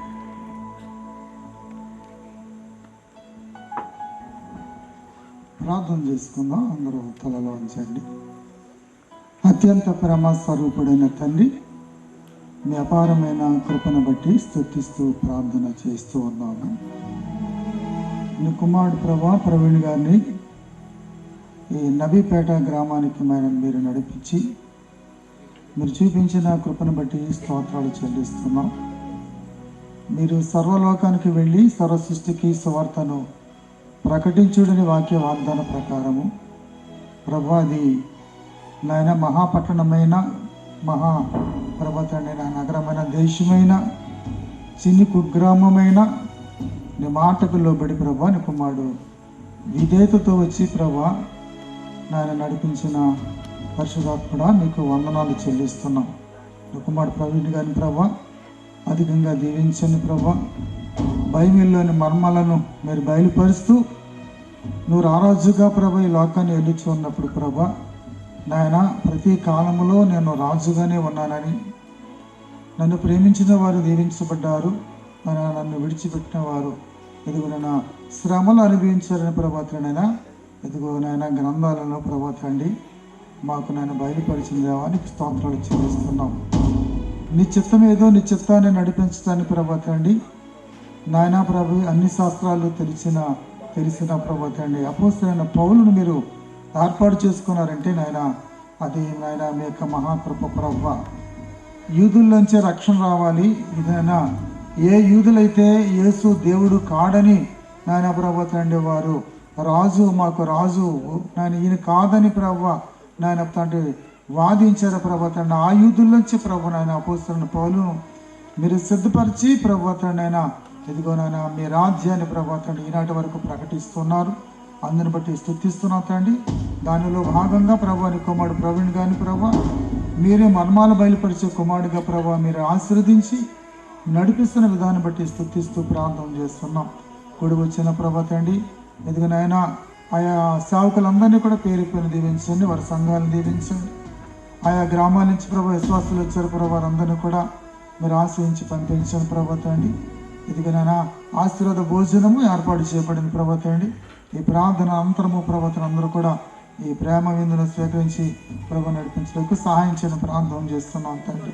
కూడి వచ్చిన ప్రభా ఎదుగునైనా ఇదిగో చిన్న యొక్క స్నేహితులను ప్రభా గ్రామస్తులను బట్టి స్తుతిస్తున్నా తండ్రి. మా గ్రామాన్ని మీరు దీవించండి, ఆశీర్వదించండి ప్రభా తండ్రి. ఇదిగో ప్రభా మీ నామములో మీరు ఆకడలో ప్రభా ఎత్తబడే గుంపులో సిద్ధపడే మనసును అందరికీ దయచేయమని ప్రార్థన చేస్తున్నాం. తల్లి గారి ప్రభా మార్తమ్మ గారికి మంచి ఆరోగ్యం దయచేయని వారి కుటుంబాన్ని దీవించండి. చక్కని ప్రభా వాద్యాల వయస్సు ప్రభా నేను గనపరిచిన నీ కుమారులు ప్రభుత్వనైనా మీరు దీవించండి ప్రభా. వారు నా తండ్రి ఇదిగోనైనా లోకానుసారంగా కాకుండా కేవలము సేవలోని ప్రభా వాద్యాల వాంచి పిల్లగా మీరు నడిపించమని ప్రార్థన చేస్తున్నాం తండ్రి. ఎన్నో చక్కని విషయాలు ప్రభుత్వండి నన్ను పిల్లలు ఆయన ప్రభుత్వండి ప్రశ్నల రూపంలో అడిగినప్పుడు ప్రభా పరిశుద్ధాత్మ కూడా ప్రభు మీ కుమారుడు మీరు నడిపించిన విధానం బట్టి స్తుతిస్తూ ప్రార్థన చేస్తున్నాం. వేదిక మీద ఉన్న దైవజనులు బట్టి స్తుతిస్తున్నాం తండ్రి. మీరు అక్కడ ఆలస్యమైతే నవంబర్ 14వ తారీఖున మేమందరము కూడా కలిసి ప్రభా నేను మహింపరిచే భాగ్యం దయచేయండి. అంతవరకు మీ సజీవమైన మీ బలమైన మీ చల్లని రెక్కల చాటున భద్రపరిచి మమ్మల్ని దీవించి మీరు అక్కడ సిద్ధపరచమని త్వరగా పెండ్లి కుమారుడిగా రారాజుగా వచ్చుచూ ఉన్న నజరుడిని యేసునామమున అడుగుచున్నాము మా పరమ తండ్రి, ఆమేన్. అందరం లేచి నిలబడినట్లయితే చేతులు పైకెత్తి ఆశీర్వాదమును ఆమెన్ అన్న పదంతో స్వీకరిద్దాం. యెహోవా నిన్ను ఆశీర్వదించి నిన్ను కాపాడును గాక.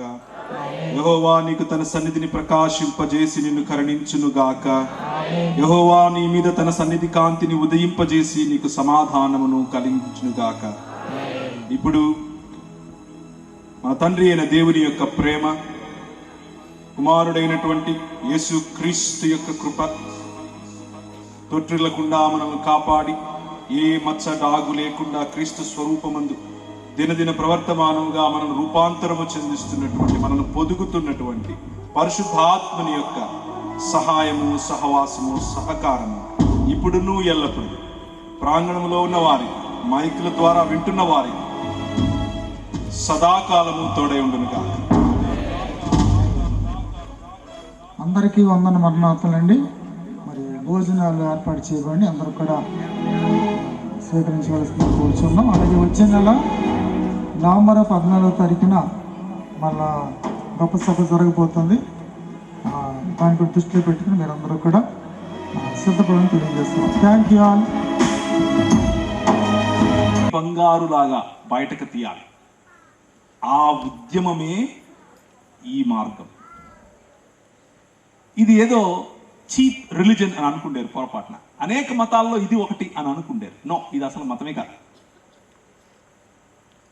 ఇది ఒక ఉద్యమం, ఇది ఒక విప్లవం, ఇది విశ్వ మానవ సమాజానికి అంకురార్పణ. ఒక్క శరీరముగా సర్వ మానవులు ఒకే తాటి మీదకు రావటానికి జరుగుతున్నటువంటి ఒక ఉద్యమం. ఆ ఉద్యమ స్థాపన ఎప్పుడు జరిగింది అని అంటే, ఇప్పుడు మీరు ఒకసారి నాతో పాటు బైబిల్ తీసి మీకా గ్రంథం 5వ అధ్యాయం 2వ వచనం చదవాలి. చదవటానికి ముందు ఏం తీసుకొని వచ్చి నేను నిన్ను కలవాలి, ఏం తీసుకొని వచ్చి నిన్ను కలవాలి అని ప్రజలు అడుగుతూ ఉంటే, మనిషి ఏర్పరచుకున్నటువంటి సిస్టమ్స్, ఆ సిస్టంలోకి నువ్వు రావాలి అని అంటే నువ్వు నాకు పన్ను కట్టాలి అని చెప్తారు.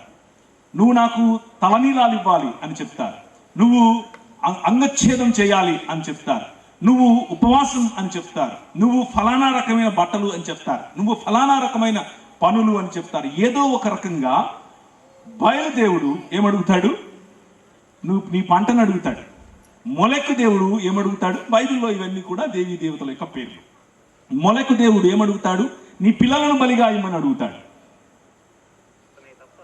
అషేరా దేవత, కీయు దేవత ఏమడుగుతుంది? నీ భార్యలను అక్కడికి పంపించమని చెప్తుంది. Temple prostitution. అలాగే వివిధ వివిధ వివిధ రకాలైనటువంటి మనిషి ఏర్పరచుకున్నటువంటి సిస్టమ్స్ నీ నుంచి ఏదో అడుగుతాయి. ఈయన కూడా అలాంటి వాడే అని అనుకున్నారు. కానీ ప్రవక్త సమాధానం ఏం చెప్పాడు అని అంటే, అదే మీకా గ్రంథంలో, మనుష్యుడా, ఏది ఉత్తమమో నేను నీకు ముందే చెప్పాను. ఏమని చెప్పాను? న్యాయముగా నడుచుకొనుటయు, కనికరమును ప్రేమించుటయు, దీన మనస్సు కలిగి నీ దేవుని ఎదుట జీవించుటయు. ఇంతే నేను అడుగుతోంది. ఇదే యెహోవా అడిగే. There is nothing else. ఈ మార్గము నిజమైన మానవతా మార్గం. దానికి మాదిరి నిజమైన మనుష్యుడైనటువంటి క్రీస్తు. ఆయన ఇప్పుడు మీకు 5:2 చదవండి. ఆయన బెత్లెహేము, ఎఫ్రాతా, యూదావారి వంశములలో నువ్వు స్వల్పమైన గ్రామం అనుకుంటున్నావేమో, ఇలా నబీపేట లాగా. నేను ఈ మీటింగ్కి ముందు కూర్చొని మాట్లాడుతుంటే పాస్టర్ గారు నాతో అన్నారు, మా ఊరికి బస్సు కూడా రాదండి, కానీ మీటింగులు చాలా బాగా జరుగుతాయి అని చెప్పారు. స్వల్పమైన గ్రామం అనుకుంటున్నావేమో, కానీ నా కొరకు ఇశ్రాయేలును ఏలబోయేవాడు నీలో నుండే వస్తాడు. పురాతన కాలము మొదలుకొని శాశ్వత కాలము ఈ క్రీస్తు ప్రత్యక్షమవుతూనే వస్తున్నాడు. ఆయన మాట్లాడుతూనే వస్తున్నాడు. ఆది అన్నది మొదలుకొని ఆయన మాట్లాడుతున్నాడు. ఆది నుండి నేను మౌనముగా ఉన్నవాడను కాను అని చెప్తున్నాడు. ఈ క్రీస్తును గురించినటువంటి మాట ఎప్పుడు, ఎక్కడ, ఎవరితో మాట్లాడాడు? ఆయన ప్రణాళిక, ఆయనకున్నటువంటి ప్రణాళిక ఏమంట? భూమి ఆకాశములను కలపటమట, భూమి ఆకాశములను ఒక్కటి చేయటమట. భూమి ఆకాశములను ఒక్కటి చేయటం అంటే ఏమిటి అనంటే, దేవుడు వచ్చి మన మధ్య నివాసం చేయటం. దేవుడు మళ్ళీ మానవ సమాజమును తన ఇల్లుగా నిర్మించుకోవటం. దేవుడు వచ్చి మన మధ్య మన శరీరములను ఒకటి చేసినప్పుడు, అందరము ఒక్క శరీరముగా మారినప్పుడు ఆయన మన మధ్య నివాసము చేయటం. ప్రకటన గ్రంథం అంతా ఇదే. ఆఖరి పుస్తకం, మొదటి పుస్తకం ఆదికాండం, ఆయన చేసినటువంటి సృష్టి. ఆఖరి పుస్తకం ప్రకటన గ్రంథం, ఆయన ముగించేటటువంటి నూతన సృష్టి. నూతన సృష్టి. క్రీస్తు ఎవరు అనంటే నూతన సృష్టిని మొదలుపెట్టినవాడు. మనుషులను చూస్తున్నాడు. మనుషులతో పురాతన కాలం మొదలుకొని శాశ్వత కాలం తన ప్రత్యక్షత చూపిస్తున్నాడు. మనుషులు పశుప్రాయులైపోతున్నారు, వావి వరుసలు లేని వాళ్ళు అయిపోతున్నారు, పశు సంభోగులుగా మారిపోతున్నారు. అలాంటి సమయంలో దేవుడు చూసి వారిని అసహ్యించుకున్నాడు, బాధపడ్డాడు.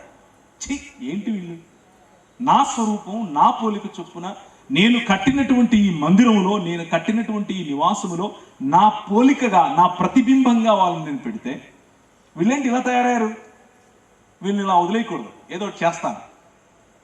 ఏం చేయాలి? కత్తెట్టుకుని వచ్చి అందరినీ వేసేయాలా? అది మనిషి ఆలోచన. దేవుని ఆలోచన అలా ఉండదు. దేవుడు ఆలోచించి వీళ్ళని నేను సరిచేస్తాను అని అన్నాడు. ఆ సరిచేసే కార్యక్రమంలో ఈ క్రీస్తు, ఏ క్రీస్తు అయితే ఏదెను తోటలో ఆదాముతో మాట్లాడుతూ వచ్చాడో ఆ క్రీస్తు ఒకానొక రోజు నోవహు అనే ఒక కుటుంబాన్ని ఏర్పరచుకున్నాడు.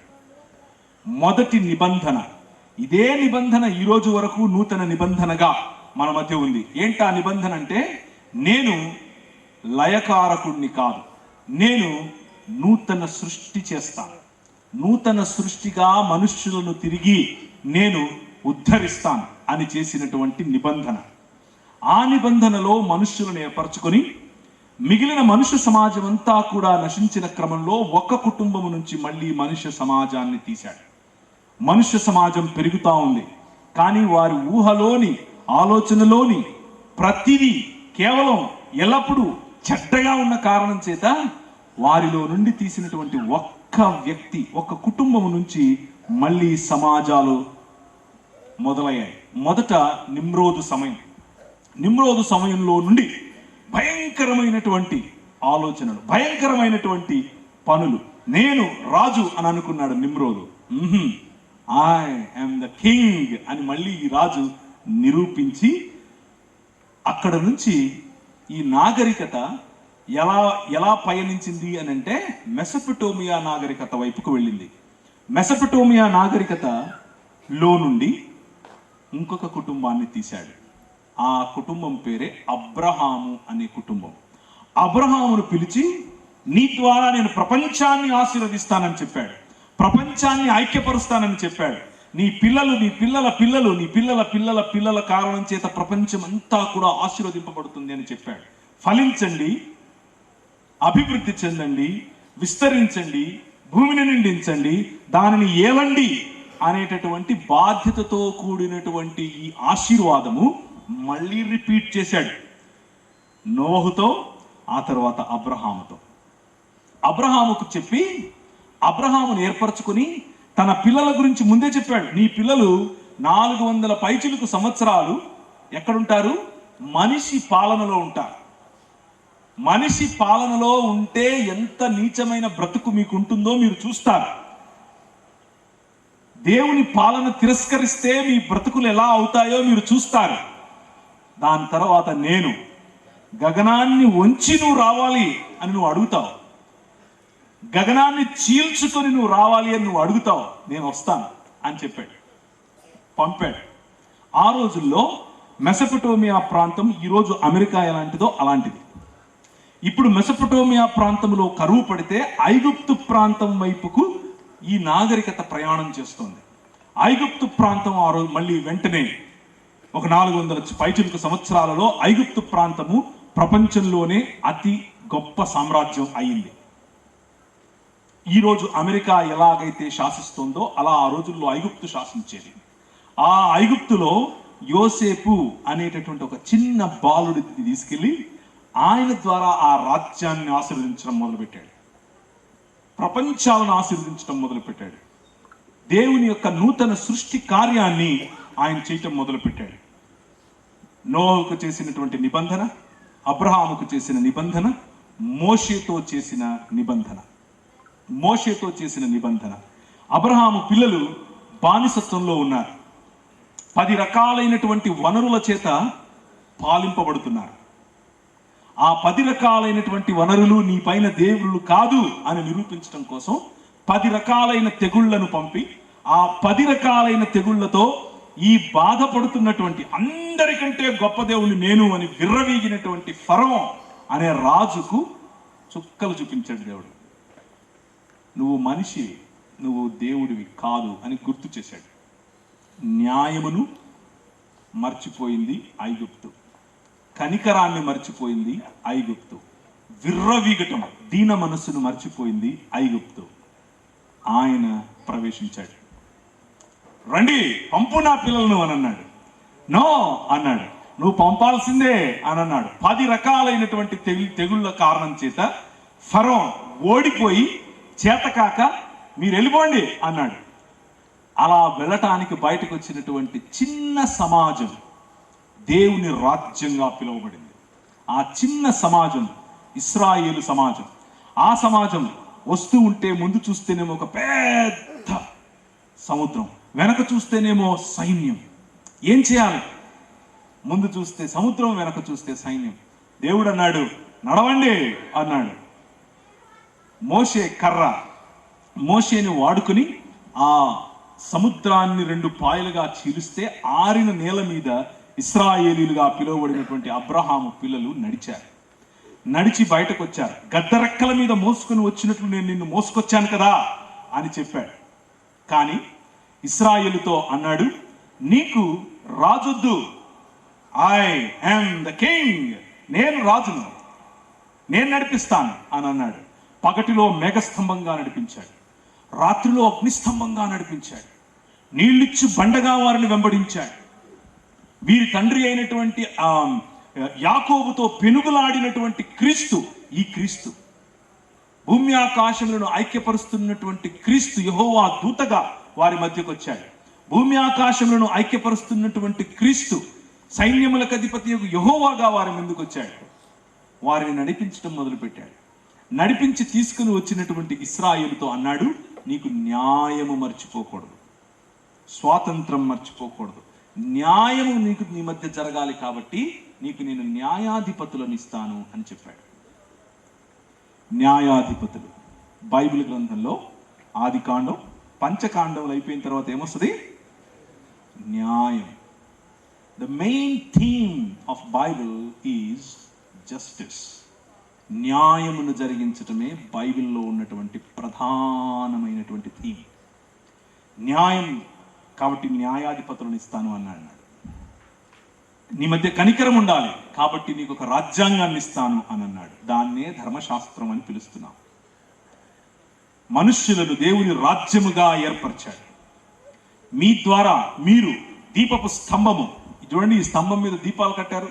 ఎందుకు కట్టారు? ఆ మధ్యలో పోలు పెట్టి ఎందుకు పైన దీపాలు పెట్టారు? అందరికీ వెలుగు రావాలని. అన్ని దేశాలు, అన్ని రాజ్యాలు నిన్ను చూసి నేర్చుకోవాలి, నిన్ను చూసి నా దగ్గరికి రావాలి అని అన్నారు. కానీ ఇశ్రాయేలు దీపం వెలిగించి ఎక్కడ పెట్టింది?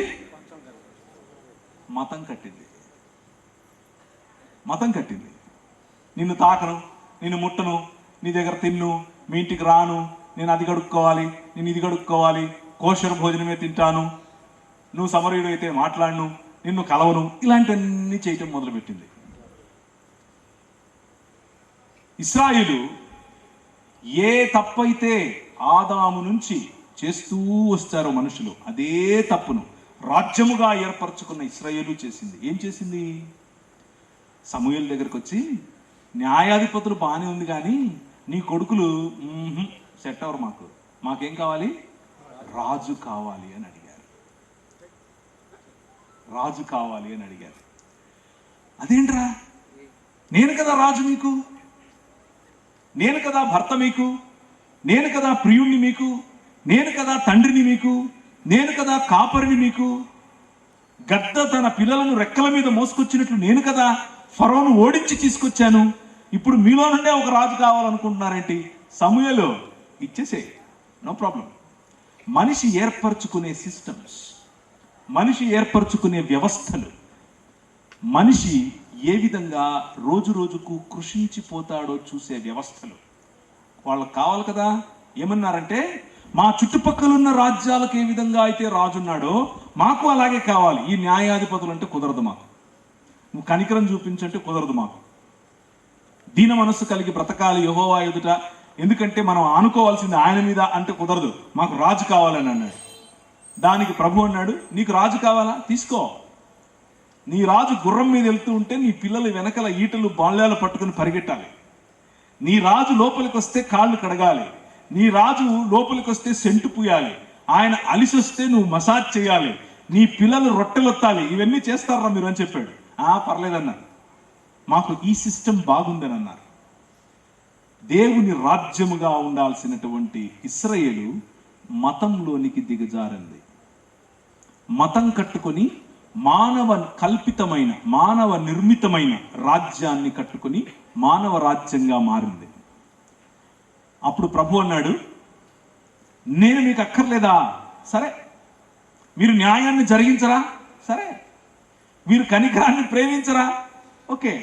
మీకు దీన మనస్సు వద్దా? సరే. మనిషి మనిషిగా కాకపోతే, మనిషి మనిషిగా బ్రతకకపోతే నేను అక్కడ ఉండలేను అని అన్నాడు. పగటిలో మేఘస్తంభముగా మీ మధ్యలోకి వచ్చాను, రాత్రిలో అగ్నిస్తంభముగా మీ మధ్యకి వచ్చాను. మీరు మోసుకు తిరుగుతున్నటువంటి గుడారములోనికి, ప్రత్యక్ష గుడారములోనికి షకీనా మహిమలాగా దిగి వచ్చాను. ఆ క్రీస్తును నేను. కానీ మీరేమంటున్నారు? నేను కాదు, మీలో ఒకడు కావాలంటున్నారు, తీసుకోండి అని అన్నాడు. తీసుకున్నారు. దేవుడు తన హృదయానుసారుడైనటువంటి దావీదును రాజుగా ఇచ్చి, ఆ రాజుకు ఒక మాట చెప్పాడు. 2వ కీర్తన తీస్తారా? కీర్తనల గ్రంథం 2వ అధ్యాయం ఆ రాజుకు ఒక మాట చెప్పాడు. క్రీస్తు, ఏ క్రీస్తును ప్రకటిస్తున్నామో చూడండి. అన్యజనులు ఎలా అల్లరి చేయుచున్నారు, రండి వారి కట్లు విప్పుదుము అని భూరాజులు ఒకరితో ఒకరు కూర్చుని మాట్లాడుకుంటున్నారు. కానీ యెహోవా, సైన్యములకు అధిపతి యెహోవా, సింహాసనాసీనుడైన యెహోవా వారిని చూసి నవ్వుతున్నాడు. అరే పిచ్చోళ్ళారా, మీ చేత అవుతుందా? మీరు కట్టుకునే వ్యవస్థల్లో అవుతుందా? బానిసలు అవుతారు, బానిసత్వంలోనే బ్రతుకుతారు. నా కుమారుడు సింహాసనాసీనుడై ఉన్నాడు సియోనులో, ఆయన ద్వారా నేను చేస్తాను అని క్రీస్తు పుట్టుకకు 1000 సంవత్సరాల క్రితం నుంచి చెబుతూ వస్తున్నటువంటి మాటలు. మీరు నన్ను అంగీకరించని కారణం చేత మీ మధ్య నుంచి నేను వెళ్ళిపోతాను అని చెప్పిన దేవుడు, దావీదు నేను నీకు మందిరం కడతాను అని అంటే, నీ కుమారుడి ద్వారా నా మందిరాన్ని నేను నిర్మిస్తాను అని చెప్పాడు. నీ కుమారుడు, ఆయన అనుకున్నాడు సొలొమోను అనుకున్నాడు. సొలొమోను కట్టాడు మందిరం, కానీ ప్రభు చెప్తున్నది ఇంకొక కుమారుడు, ఆయన ఏర్పరుస్తున్నటువంటి విశ్వ మానవ శరీరం అనేటటువంటి ఈ మందిర నిర్మాణాన్ని తన కుమారుడైనటువంటి క్రీస్తు ద్వారా చేస్తాను అని చెప్పినటువంటి మాట. ఆ మాట, నన్ను అడుగుము జనములను నీకు స్వాస్థ్యంగా ఇస్తాను అని చెప్పాడు 2వ కీర్తనలో. అదే కీర్తన, రాజు వస్తాడు, ద కింగ్ విల్ కమ్. ఎప్పటి నుంచి? పురాతన కాలం మొదలుకొని శాశ్వత కాలము తన ప్రత్యక్షతను చూపిస్తూ వస్తున్నటువంటి రాజు. ఆ రాజును మనకు ఈ అపోస్తలుడు పరిచయం చేశారు. నాకు కాలు నొప్పి వస్తుంది అంటే పరిగెత్తుకుంటూ వచ్చి జండుబాం పెట్టే యేసు ప్రభుని ఈరోజు చెప్తున్నాను. నాకు తలనొస్తుంది అంటే ఆయన నూనె పెట్టాలి. నేను అక్కడికి వెళ్ళాలి, నా మీటింగ్ పెట్టుకున్నాను అంటే ఆయన ఏం చేయాలి? వర్షం రాకుండా ఆపేయాలి. ఇలాంటి యేసు ప్రభుని ప్రకటిస్తున్నారు మనం. Shame on us. అది కాదు, the king of this world, ఈ ప్రపంచాన్ని నిర్మించినటువంటి, భూమి ఆకాశములను నిర్మించినటువంటి రాజు. ఆ రాజుని మనం ప్రకటిస్తున్నాం. ఆ రాజు మతం కట్టడానికి వచ్చాడు? నో, మానవతను మళ్ళీ నిర్మించటానికి వచ్చాడు. నువ్వు రావాలి, గగనం నుంచి రావాలి, గగనాన్ని చీల్చి రావాలి అని అంటే సాధారణమైన మనిషిగా అమ్మ కడుపులో నుండి వచ్చాడు. నువ్వు నేను ఎలా వచ్చాము అలా. ట్రూ 100% మ్యాన్, 100% మనిషి. ఈ మనిషి ఎవరో తెలుసా? ఆదియందు దేవుని వద్ద ఉన్నటువంటి వాక్యం. ఈ మనిషి ఎవరంటే ఆదియందు దేవునితో ఉన్న వాక్యం. ఈ మనిషి ఎవరు అనంటే ఆదియందు దేవుని వద్ద దేవుడై ఉన్నటువంటి వాక్యము, కృపా సత్య సంపూర్ణుడిగా మన మధ్యకు శరీరధారి అయి డేరా వేసిన వాక్యం. ఆయన భూమి ఆకాశంలో నిర్మించినప్పుడు వాక్ ప్రత్యక్షతలో కలుగును గాక అనగానే కలిగింది. ఎలా అనుకుంటున్నారు? ఈ వాక్యం, ఈ క్రీస్తు అని పిలువబడినటువంటి వాక్యం, సృష్టికర్త జాబితాలో ఉన్నటువంటి వాక్యం. ఆయన మన మధ్యకు వచ్చాడు. పురాతన కాలము మొదలుకొని శాశ్వత కాలము తన ప్రత్యక్షతను చూపిస్తూ వస్తున్నటువంటి వాక్యం. యెషయా గ్రంథం 48వ అధ్యాయం 12 నుంచి 16 వరకు చదవాలి. యెషయా గ్రంథం 48వ అధ్యాయం 12 నుంచి 16 వరకు. యాకోబు, నేను పిలిచిన ఇశ్రాయేలు, నాకు చెవియొగ్గి వినుము. నేనే ఆయనను, నేనే మొదటివాణ్ణి, నేనే కడపటివాణ్ణి. నా హస్తము భూమికి పునాదులు వేసింది, నా కుడి చేయి ఆకాశ వైశాల్యములను కలుగజేసింది. నేను వాటిని పిలువగా ఒక్కటి తప్పకుండా అన్ని వస్తాయి. తర్వాత ఆలకించండి. యెహోవా ప్రేమించువాడు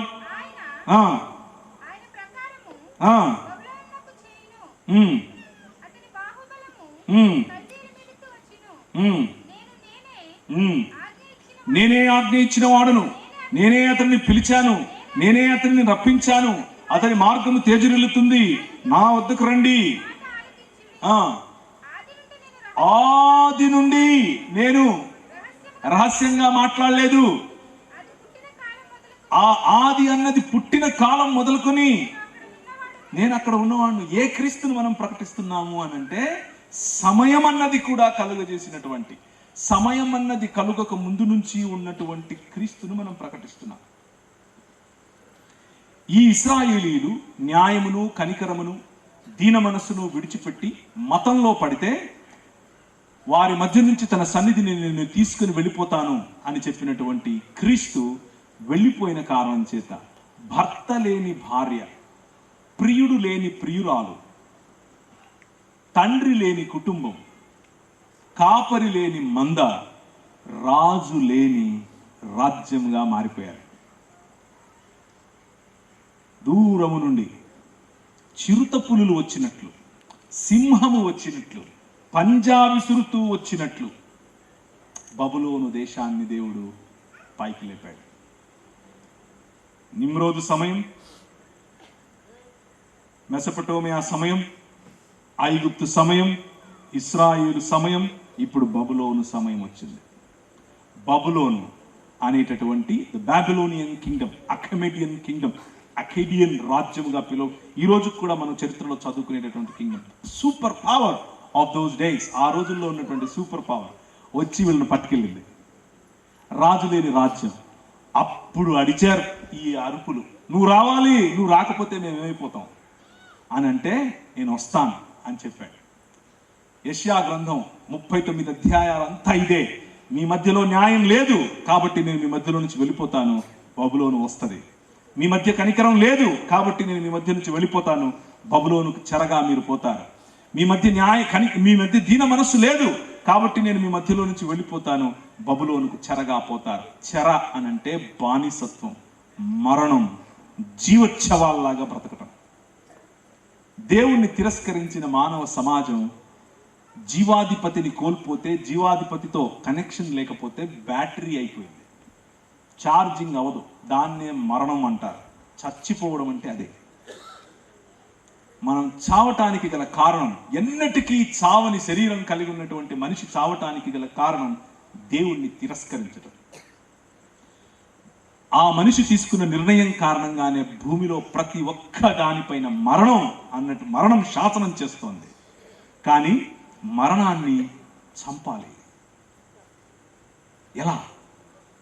జీవాన్ని మళ్ళీ మనిషికి ఇవ్వాలి. ఎలా? నువ్వు రావాలి, మేము చచ్చిపోయే స్థితిలో ఉన్నాం అని అడుగుతూ ఉంటే నేను వస్తాను అని చెప్పాడు. నేను నూతన సృష్టిని చేస్తాను అని చెప్పాడు. ఆ నూతన సృష్టిని చేసే కార్యమే ఈ బైబిల్ గ్రంథం చెప్తున్నటువంటి కార్యం. ఆ నూతన సృష్టిని చేయటం కోసం వచ్చిన వాడే క్రీస్తు. ఒకసారి యెషయా గ్రంథం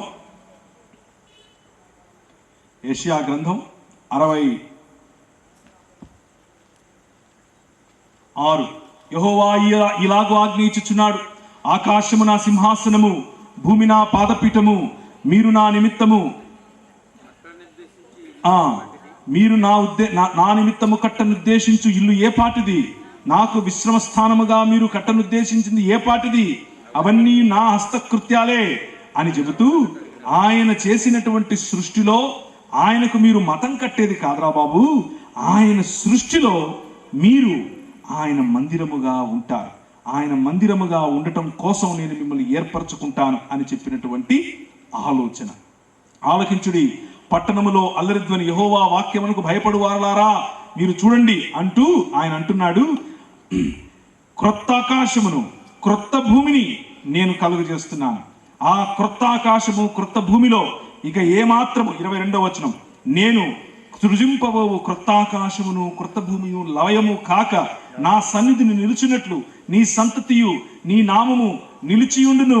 ఇదే యెహోవా వాక్కు. ఆయన ఉద్దేశ్యము, ఈ క్రీస్తు ఉద్దేశం ఏమిటి అని అంటే నూతన ఆకాశము నూతన భూమి. చచ్చిపోయి పరలోకం పోవడం కాదు. నూతన ఆకాశం నూతన భూమి, నూతన సృష్టి కార్యం, నిజమైన మనుష్యత్వం, నిజమైన మనుష్య సమాజం, భావనలున్న మనుష్య సమాజం, పరస్పర గౌరవం ఉన్న మనుష్య సమాజం, స్త్రీకి సరైన హక్కునిచ్చే మనుష్య సమాజం, పిల్లలకు కావలసిన వసతులిచ్చే మనుష్య సమాజం, పెద్దలను గౌరవించే మనుష్య సమాజం, మనుష్య సమాజంలో ఉండాల్సిన విలువలను తిరిగి తీసుకుని వచ్చే ఆడమ్ 2.0 నిజమైన మనిషి రావాలి. నువ్వు రావాలి, నువ్వు రావాలి అంటే మరియ గర్భాన జన్మించాడు ఈ క్రీస్తు. ఈ క్రీస్తు మరియ గర్భాన జన్మించి ఆయనకున్న ప్రణాళిక ఏమిటి అని అంటే, మనుష్యులను దేవుని నుంచి దూరం చేస్తున్నటువంటి పాపము అనే ముళ్ళు, ఆ పాపమునకు ముళ్ళు లాంటి మరణాన్ని చంపాలి. అందరూ అనుకున్నారు ఈ క్రీస్తును చంపుతున్నాం అనుకున్నారు, కానీ ఆయన చావును ఆలింగనం చేసుకుని చావును చంపాడు. చావును చంపటం కోసం వచ్చిన వాడు క్రీస్తు. క్రీస్తు అంటే కేవలం చనిపోయినవాడు కాదు, చావును చంపటానికి వచ్చినవాడు. ఆయనను ఒకరోజు పిలాతు దగ్గరికి తీసుకుని వచ్చారు. బబులోను అనే సామ్రాజ్యం, బబులోను ఆ రోజుల్లో సూపర్ పవర్. ఇప్పుడు దేవుని కెమెరా బబులోనులో వీరు చేస్తున్నటువంటి ఆర్తనాదాలకు, ప్రార్థనలకు సమాధానంగా నేను నా కుమారుని పంపుతాను అని చెప్పి ఇప్పుడు బబులోను నుండి ఎక్కడికి వచ్చింది? గ్రెకో రోమన్ ఎంపైర్కి వచ్చింది. అంటే ఈ యూరోప్లో మొదలైనటువంటి super power Roman empire, Greece మరియు రోమ్. వారి ప్రతినిధి అయినటువంటి పిలాతు నిలబడుకొని మాట్లాడుతున్నాడు. దేవుని రాజ్య ప్రతినిధి అయినటువంటి, నిజమైన మనిషి అయినటువంటి, సాధారణ మనిషిగా వచ్చినటువంటి క్రీస్తు ఆ పిలాతు ఎదురుగా నిలబడుకొని మాట్లాడుతున్నాడు. యూదుల రాజు క్రీస్తువు నీవేనా అని అంటే, అవును నీవన్నట్లే అని అన్నాడు. కానీ నా రాజ్యము నీ రాజ్యం వంటిది కాదు, ఈ లోక సంబంధమైనది కాదు. దాని మొదలు నా తండ్రి దగ్గర నుంచి ఉంది. నా రాజ్యంలో ఉంది, నా రాజ్యంలో ప్రేమ ఉంది, నా రాజ్యంలో గౌరవం ఉంది.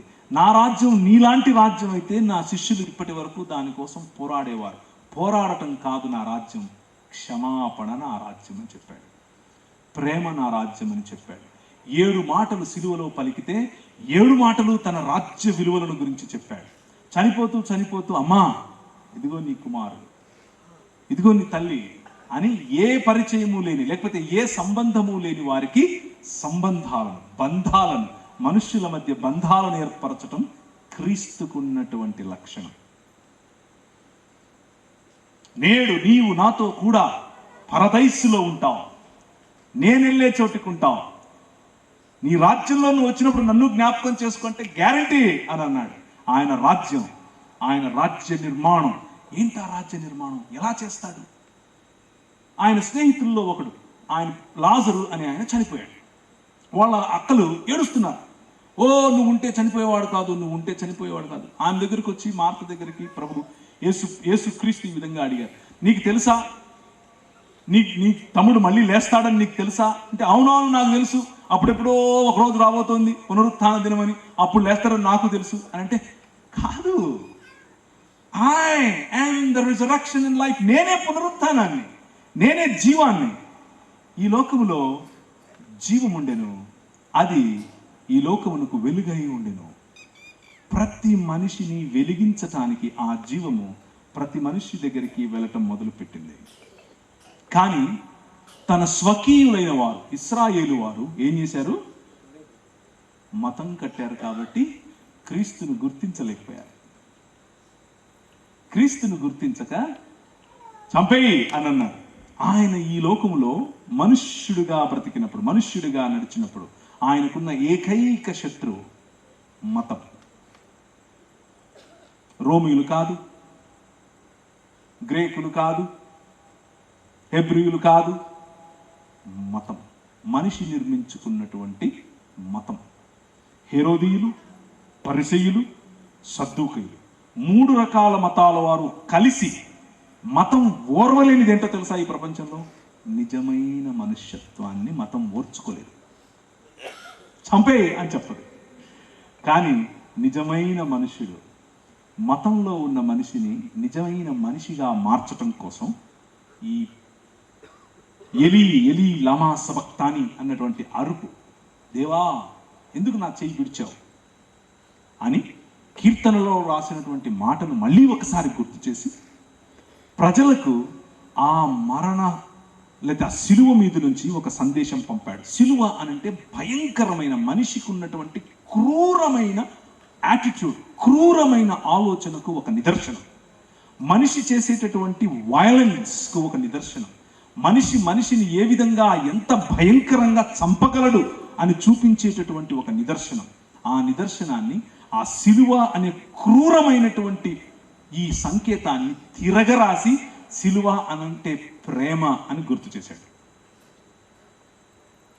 మనిషి చచ్చిపోతాడు అని అంటే ఆయన అన్నాడు, చావును నేను చంపుతాను అని చెప్పి 3 దినములైన తర్వాత, హోషే గ్రంథం ఒకసారి తీస్తారు, 6వ అధ్యాయం 2వ వచనం. హోషే గ్రంథం 6వ అధ్యాయం 2. ఇవన్నీ కూడా ఇప్పుడు నేను ఏవైతే చదివిస్తున్నానో ఇవి క్రీస్తు రాక మునుపు దాదాపు 650 పైచులకు సంవత్సరాలు. కొన్ని వచనాలు నేను మీకు చూపించినవి ఆయన రాకకు 1300 సంవత్సరాల క్రితం నుంచి రాయబడినటువంటి లేఖనాలు ఇవి క్రీస్తు కోసం ఆయన వచ్చిన తర్వాత తన అనుచరులు రాసుకున్న పుస్తకం అని అనుకుండేరు పొరపాటున. కాదు, 600 పైచులకు సంవత్సరాల క్రితం, ఆ తర్వాత దానికంటే ముందు 1300 సంవత్సరాల నుంచి రాయబడుతున్నటువంటి లేఖనాలు ఇవి. ఏమని రాశారు అక్కడ? రండి యెహోవా వైపుకు మరలుదము. చదవండి, హోషే గ్రంథం 6వ అధ్యాయం 2వ వచనం. 2 దినములైన తరువాత ఆయన మనలను బ్రతికించును, మనము ఆయన సముఖమందు బ్రతుకున్నట్లు 3వ దినమున ఆయన మనలను స్థిరపరచును. మనుష్యులందరికీ పునరుత్థానం, మనుష్యులను తిరిగి జీవింపచేయటం, ఎప్పటికీ చనిపోనటువంటి శరీరం, ఎప్పటికీ నశించనటువంటి శరీరాన్ని ఇవ్వటం కోసం ప్రణాళిక వేశాడు. 2 దినాలైన తర్వాత బ్రతికిస్తాడు, 3వ దినాన మనల్ని స్థిరపరుస్తాడు అని చెప్పినటువంటి మాటను సంపూర్ణం చేయటానికి క్రీస్తు రావాలి. క్రీస్తు అనే మనిషి వచ్చాడు. ఆయనను ఈ లోక మర్యాద యొక్క ప్రతిమ, ఈ లోక మర్యాద యొక్క రిప్రజెంటేటివ్, ప్రతినిధి పిలాతు, బిహోల్డ్ ద మ్యాన్ అన్న, ఇదిగో మనుష్యుడు, ఇదిగో నిజమైన మనుష్య కుమారుడు అని అన్నాడు. ఆయనను చంపారు. 3 దినములైన తరువాత ఆయన మరణాన్ని గెలిచి తిరిగి లేచాడు. ఆయన శరీరాన్ని చూపించాడు. రా వచ్చి తాకు అని అన్నాడు. పక్కను తాకమన్నాడు, చేతిలో వేలు పెట్టమన్నాడు. ఆయన వారితో పాటు భోంచేశాడు, వారికి భోజనం పెట్టాడు. 500 పైచిలకు ప్రజలకు ఆయన కనిపిస్తూ వచ్చాడు. కారణం ఏమిటి అనంటే ఆయన సశరీరుడై తిరిగి లేచాడు. ఇప్పుడు మనం ప్రకటిస్తున్న సువార్త ఏంటి అనంటే మీరు సస్తే ఎక్కడికో పోతారని కాదు, మీరు తిరిగి లేబోతున్నారు. ఈ శరీరాలతో తిరిగి లేబోతున్నారు. ఇంతకంటే గొప్ప శరీరాలతో తిరిగి లేబోతున్నారు. ఏ కరోనా తాకని శరీరంతో తిరిగి లేబోతున్నారు. ఏ బ్యాక్టీరియా మిమ్మల్ని ఏమి చేయలేని శరీరంతో తిరిగి లేబోతున్నారు. మీకంటే ముందు నిద్రించిన వారిని మీరు చూస్తారు. మీ ఊరికి నేను వచ్చానని ఆ రోజు మీరు నన్ను గుర్తిస్తారు. అర్రే బట్టన తీసుకుని నువ్వు వచ్చావుగా మా ఊరికి అని నన్ను చూసి మాట్లాడతారు మీతో. మీరు నూతన ఆకాశం, నూతన భూమి, ఆ నూతన ఆకాశం, నూతన భూమిలో, నూతన సృష్టి కార్యంలో ప్రభు అయిన యేసుక్రీస్తు ఎప్పటికీ చనిపోనటువంటి శరీరముతో ఉన్న మనుష్యులను నిర్మిస్తున్నాడు. ఈ 66 పుస్తకాలున్న బైబిల్ గ్రంథం నిజ మానవ మనుగడకు మనకు ఇచ్చే సమాచారం ఇది. రాబోయే రోజుల్లో మనుషులు ఇలా ఉంటారని చెప్పే సమాచారం ఇది. అదే స్వార్థ. ఈ రాజు దగ్గరికి రండి. గగనాన్ని చీల్చుకొని వచ్చినటువంటి ఈ రాజు పురాతన కాలము మొదలుకొని శాశ్వత కాలము తన ప్రత్యక్షతను చూపిస్తూ వస్తున్నటువంటి ఈ రాజు ఏం చేస్తున్నాడు అని అంటే, రా అని పిలుస్తున్నాడు. వచ్చి నాతో కలువు అని పిలుస్తున్నాడు. నా మార్గాన్ని ఎంచుకో అని పిలుస్తున్నాడు. ఆయన మార్గంలో నడిస్తే నీకు విజయం అని చెప్తున్నాడు. ఆయన మార్గంలో నడిస్తే నువ్వు నిజమైన మనిషి అవుతావు.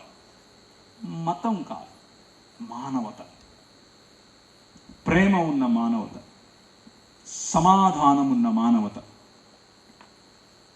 సమతాభావం ఉన్న మానవత, పరులను చూసి గౌరవించే మానవత. అందుకే ఆయన ఒక ప్రార్థన నేర్పించాడు. వీళ్ళు వెళ్ళి మనకు ప్రార్థన నేర్పిస్తావా అని అడిగారు. ఆయన చెప్పాడు, పరలోకమందున్న మా తండ్రి, నీ నామము పరిశుద్ధపరచబడును గాక. ఆయన నువ్వే రాజువు కాబట్టి నీ రాజ్యము. కానీ మతం ఏం చెప్తుంది అని అంటే, నేను చచ్చిపోయి ఎక్కడికో పోదునుగాక అని చెప్తుంది. నో నో నో, మార్గం ఏం చెప్తుంది అంటే ఆయన రాజ్యం ఇక్కడికి రావాలి. ఇక్కడ ఈ భూమి మీద మనం ఆయన రాజ్యంలో బ్రతకాలి. ఈ ప్రాంతంలోనికి మనల్ని ప్రేమించి ఈ 66 పుస్తకాలున్న బైబిల్ గ్రంథాన్ని ఎత్తుకొని వచ్చిన వారు, వాళ్ళు చెప్పినటువంటి సువార్త, వాళ్ళు ప్రకటించినటువంటి క్రీస్తు ఎవరు అనంటే ప్రతి ఒక్కరికి విద్యనివ్వాలి అని ఆలోచించిన క్రీస్తు, అందరికీ వైద్యం అందాలి అని ఆలోచించిన క్రీస్తు, ప్రతి జనాంగానికి గౌరవప్రదమైన జీవితం రావాలి అని ఆలోచించిన క్రీస్తు, ప్రతి జనాంగానికి బట్టలు వేసుకునే హక్కు ఉండాలి అని చెప్పిన క్రీస్తు, ప్రతి ఒక్కరికి కూర్చోవటానికి హక్కు ఉంది అని చెప్పిన క్రీస్తు, హెచ్చుతగ్గులు తేడా లేవు, ప్రతి మనిషి సమానం, ఒకరితో ఒకరు సమానం అని చెప్పిన క్రీస్తు, ప్రతి మనిషి దేవుని స్వరూపము దేవుని పోలిక అని గుర్తు చేసిన క్రీస్తును ప్రకటించారు. ఆ క్రీస్తునే మీకు ఈరోజు మళ్ళీ ప్రకటిస్తున్నాను. ఆయన నిజమైన మనుష్యత్వాన్ని, నిజమైన మనుష్యులను, నిజమైన మనుష్య సమాజాన్ని నిర్మిస్తున్నాడు. ఈ విప్లవంలో, ఈ ఉద్యమంలో భాగస్థులు అవ్వాలి అని అనుకుంటే, కూర్చున్న మీరైనా సరే, అలాగే మైకుల ద్వారా వింటున్న వారైనా సరే, మీ దృక్పథం ఇది ఏదో బయట వాళ్ళు తీసుకొచ్చిన మతం అని మీరు అనుకుంటే పొరపాటు పడకండి. కాదు, ఇది విశ్వమానవ ఐక్యత. ప్రతి ఆటంకాన్ని, ప్రతి ఆలోచనను, ప్రతి అధికారాన్ని, మనుష్యుల పైన మనుష్యులను స్వతంత్రంగా ఉండకుండా మనుష్యులను బానిసత్వంలోనికి నెట్టేస్తున్న ప్రతి సామాజిక రుగ్మత నుండి, ప్రతి వ్యక్తిగత రుగ్మత నుండి, ప్రతి వైశ్విక రుగ్మత నుండి విడిపించటమే క్రైస్తవం అంటే. వ్యక్తిగతంగా నిన్ను రక్షించటానికి, నీకు దేవునికి మధ్య ఉన్న పాపము, దాని ద్వారా వచ్చిన మరణము అనే ముళ్ళును విరిచివేయటానికి క్రీస్తు వచ్చాడు.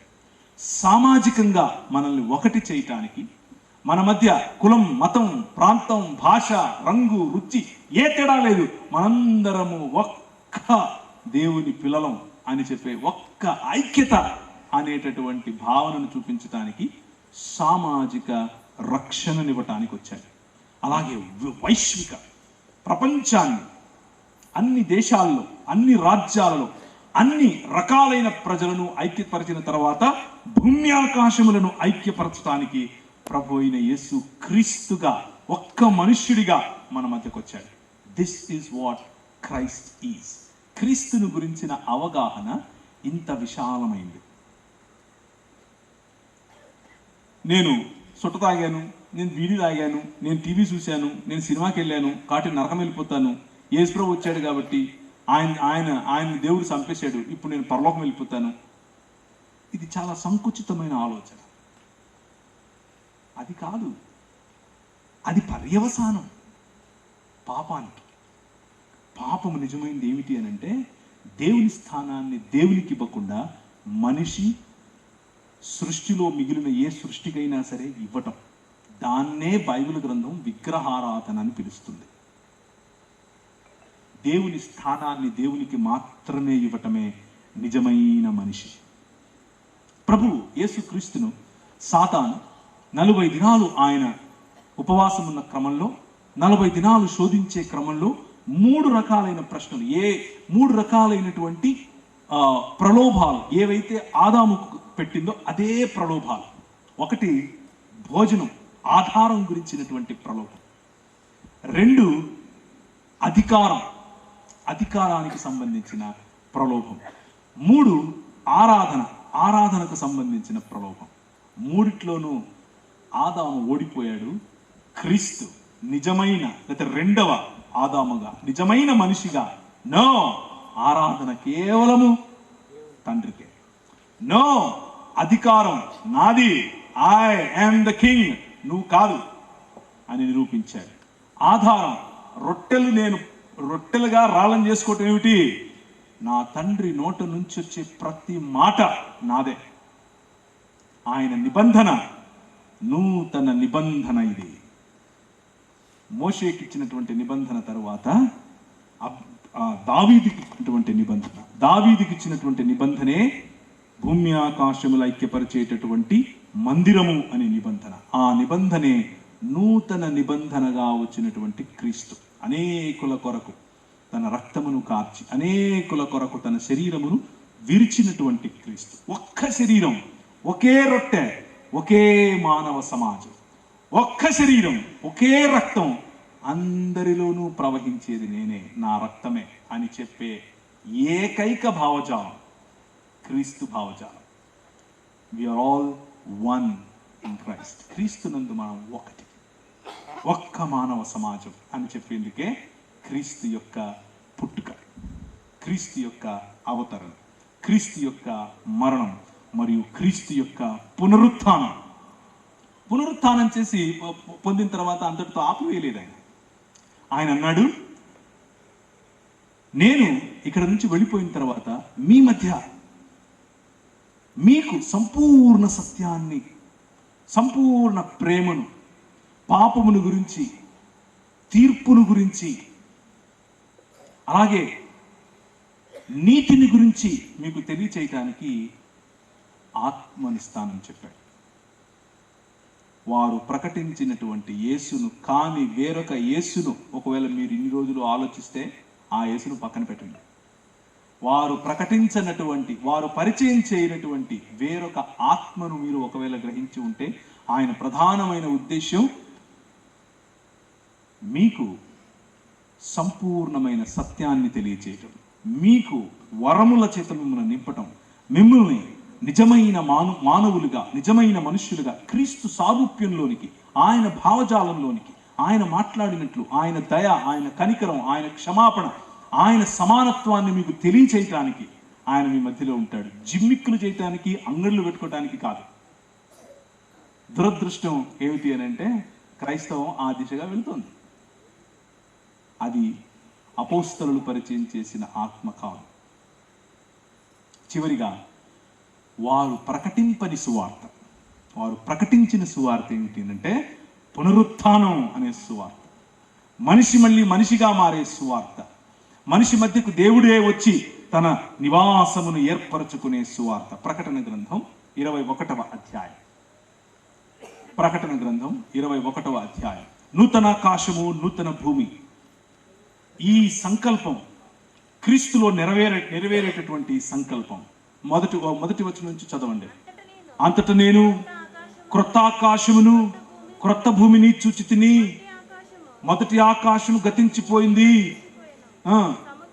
సముద్రము అనగా ఖేయాస్ ఇక లేదు, మరియు నేను నూతనమైన యెరూషలేము అను పరిశుద్ధ పట్టణము తన భర్త కొరకు అలంకరింపబడిన పెళ్లి కుమార్తెలాగే ముస్తాబై పైనుంచి దిగి రావటం నేను చూశాను. ఆ తర్వాత ఏం జరిగింది? అప్పుడు ఇదిగో దేవుని నివాసము మనుషులతో కూడా ఉన్నది. That is the theme of Bible. క్రీస్తు యొక్క ప్రధాన లక్ష్యం ఇదే, దేవుని నివాసము మనుష్యుల మధ్య ఉండటం. మనం ఈ నివాసాన్ని విడిచి ఎక్కడికో వెళ్ళిపోవటం కాదు, ఆయన వచ్చి మన మధ్య నివాసం చేయటం, ఆయన వచ్చి మన మధ్య నివాసం చేసే మందిరముగా మానవ సమాజాలు మారటం. ఈ రాత్రి ఒకవేళ ఈ రాజుతో నీకు పరిచయం లేకపోతే, దేవుని యొక్క గృహముగా, దేవుని యొక్క ఇల్లుగా, దేవుని యొక్క మందిరముగా మారేటటువంటి సమాజముగా నబీపేట ఉండాలి అని నీ మనసులో నీకు ఒక ఆలోచన కలిగితే, ఈ రాత్రి ఈ ప్రభువు నిన్ను పిలుస్తున్నాడు. నాకు ఒక ప్రణాళిక ఉంది అని చెప్తున్నాడు. ఆ ప్రణాళికలో నువ్వు భాగమవుతావా అని పిలుస్తున్నాడు. నువ్వు మతం మారక్కర్లేదు, ఏం చేయక్కర్లేదు. Follow this Christ. ఈ క్రీస్తును అనుసరించటమే. ఈ క్రీస్తును అనుసరిస్తే నిజమైన మనుష్యత్వాన్ని రుచి చూస్తాం. తల ఉంచుకుంటే ప్రార్థించుకున్నాం.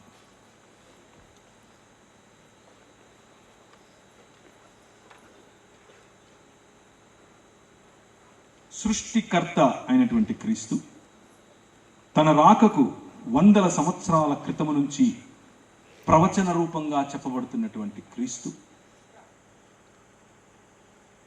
గగనాన్ని చీల్చుకొని నువ్వు రావాలి అని మనుష్యుల ఆర్తనాదాలకు జవాబుగా కన్య మరియ గర్భములో నుంచి వచ్చిన క్రీస్తు పురాతన కాలము నుంచి శాశ్వత కాలము తన ప్రత్యక్షతలు చూపుతూ వస్తున్నటువంటి క్రీస్తు ఈ రాత్రి నీ జీవితంలో తన ప్రత్యక్షతను చూపించడానికి సిద్ధంగా ఉన్నాడు. ఆయన ప్రత్యక్షత కలిగిన ప్రతి మనిషికి ఆయన ఇచ్చేటటువంటి బహుమతి, ఆయన విశ్వాస్యతకు ఆయన మీకిచ్చే బహుమతి ఎన్నటికీ ఏ పురుగు పట్టని, ఏ కుళ్ళు పట్టని నూతన శరీరం, ఎప్పటికీ చనిపోని మానవ సమాజం,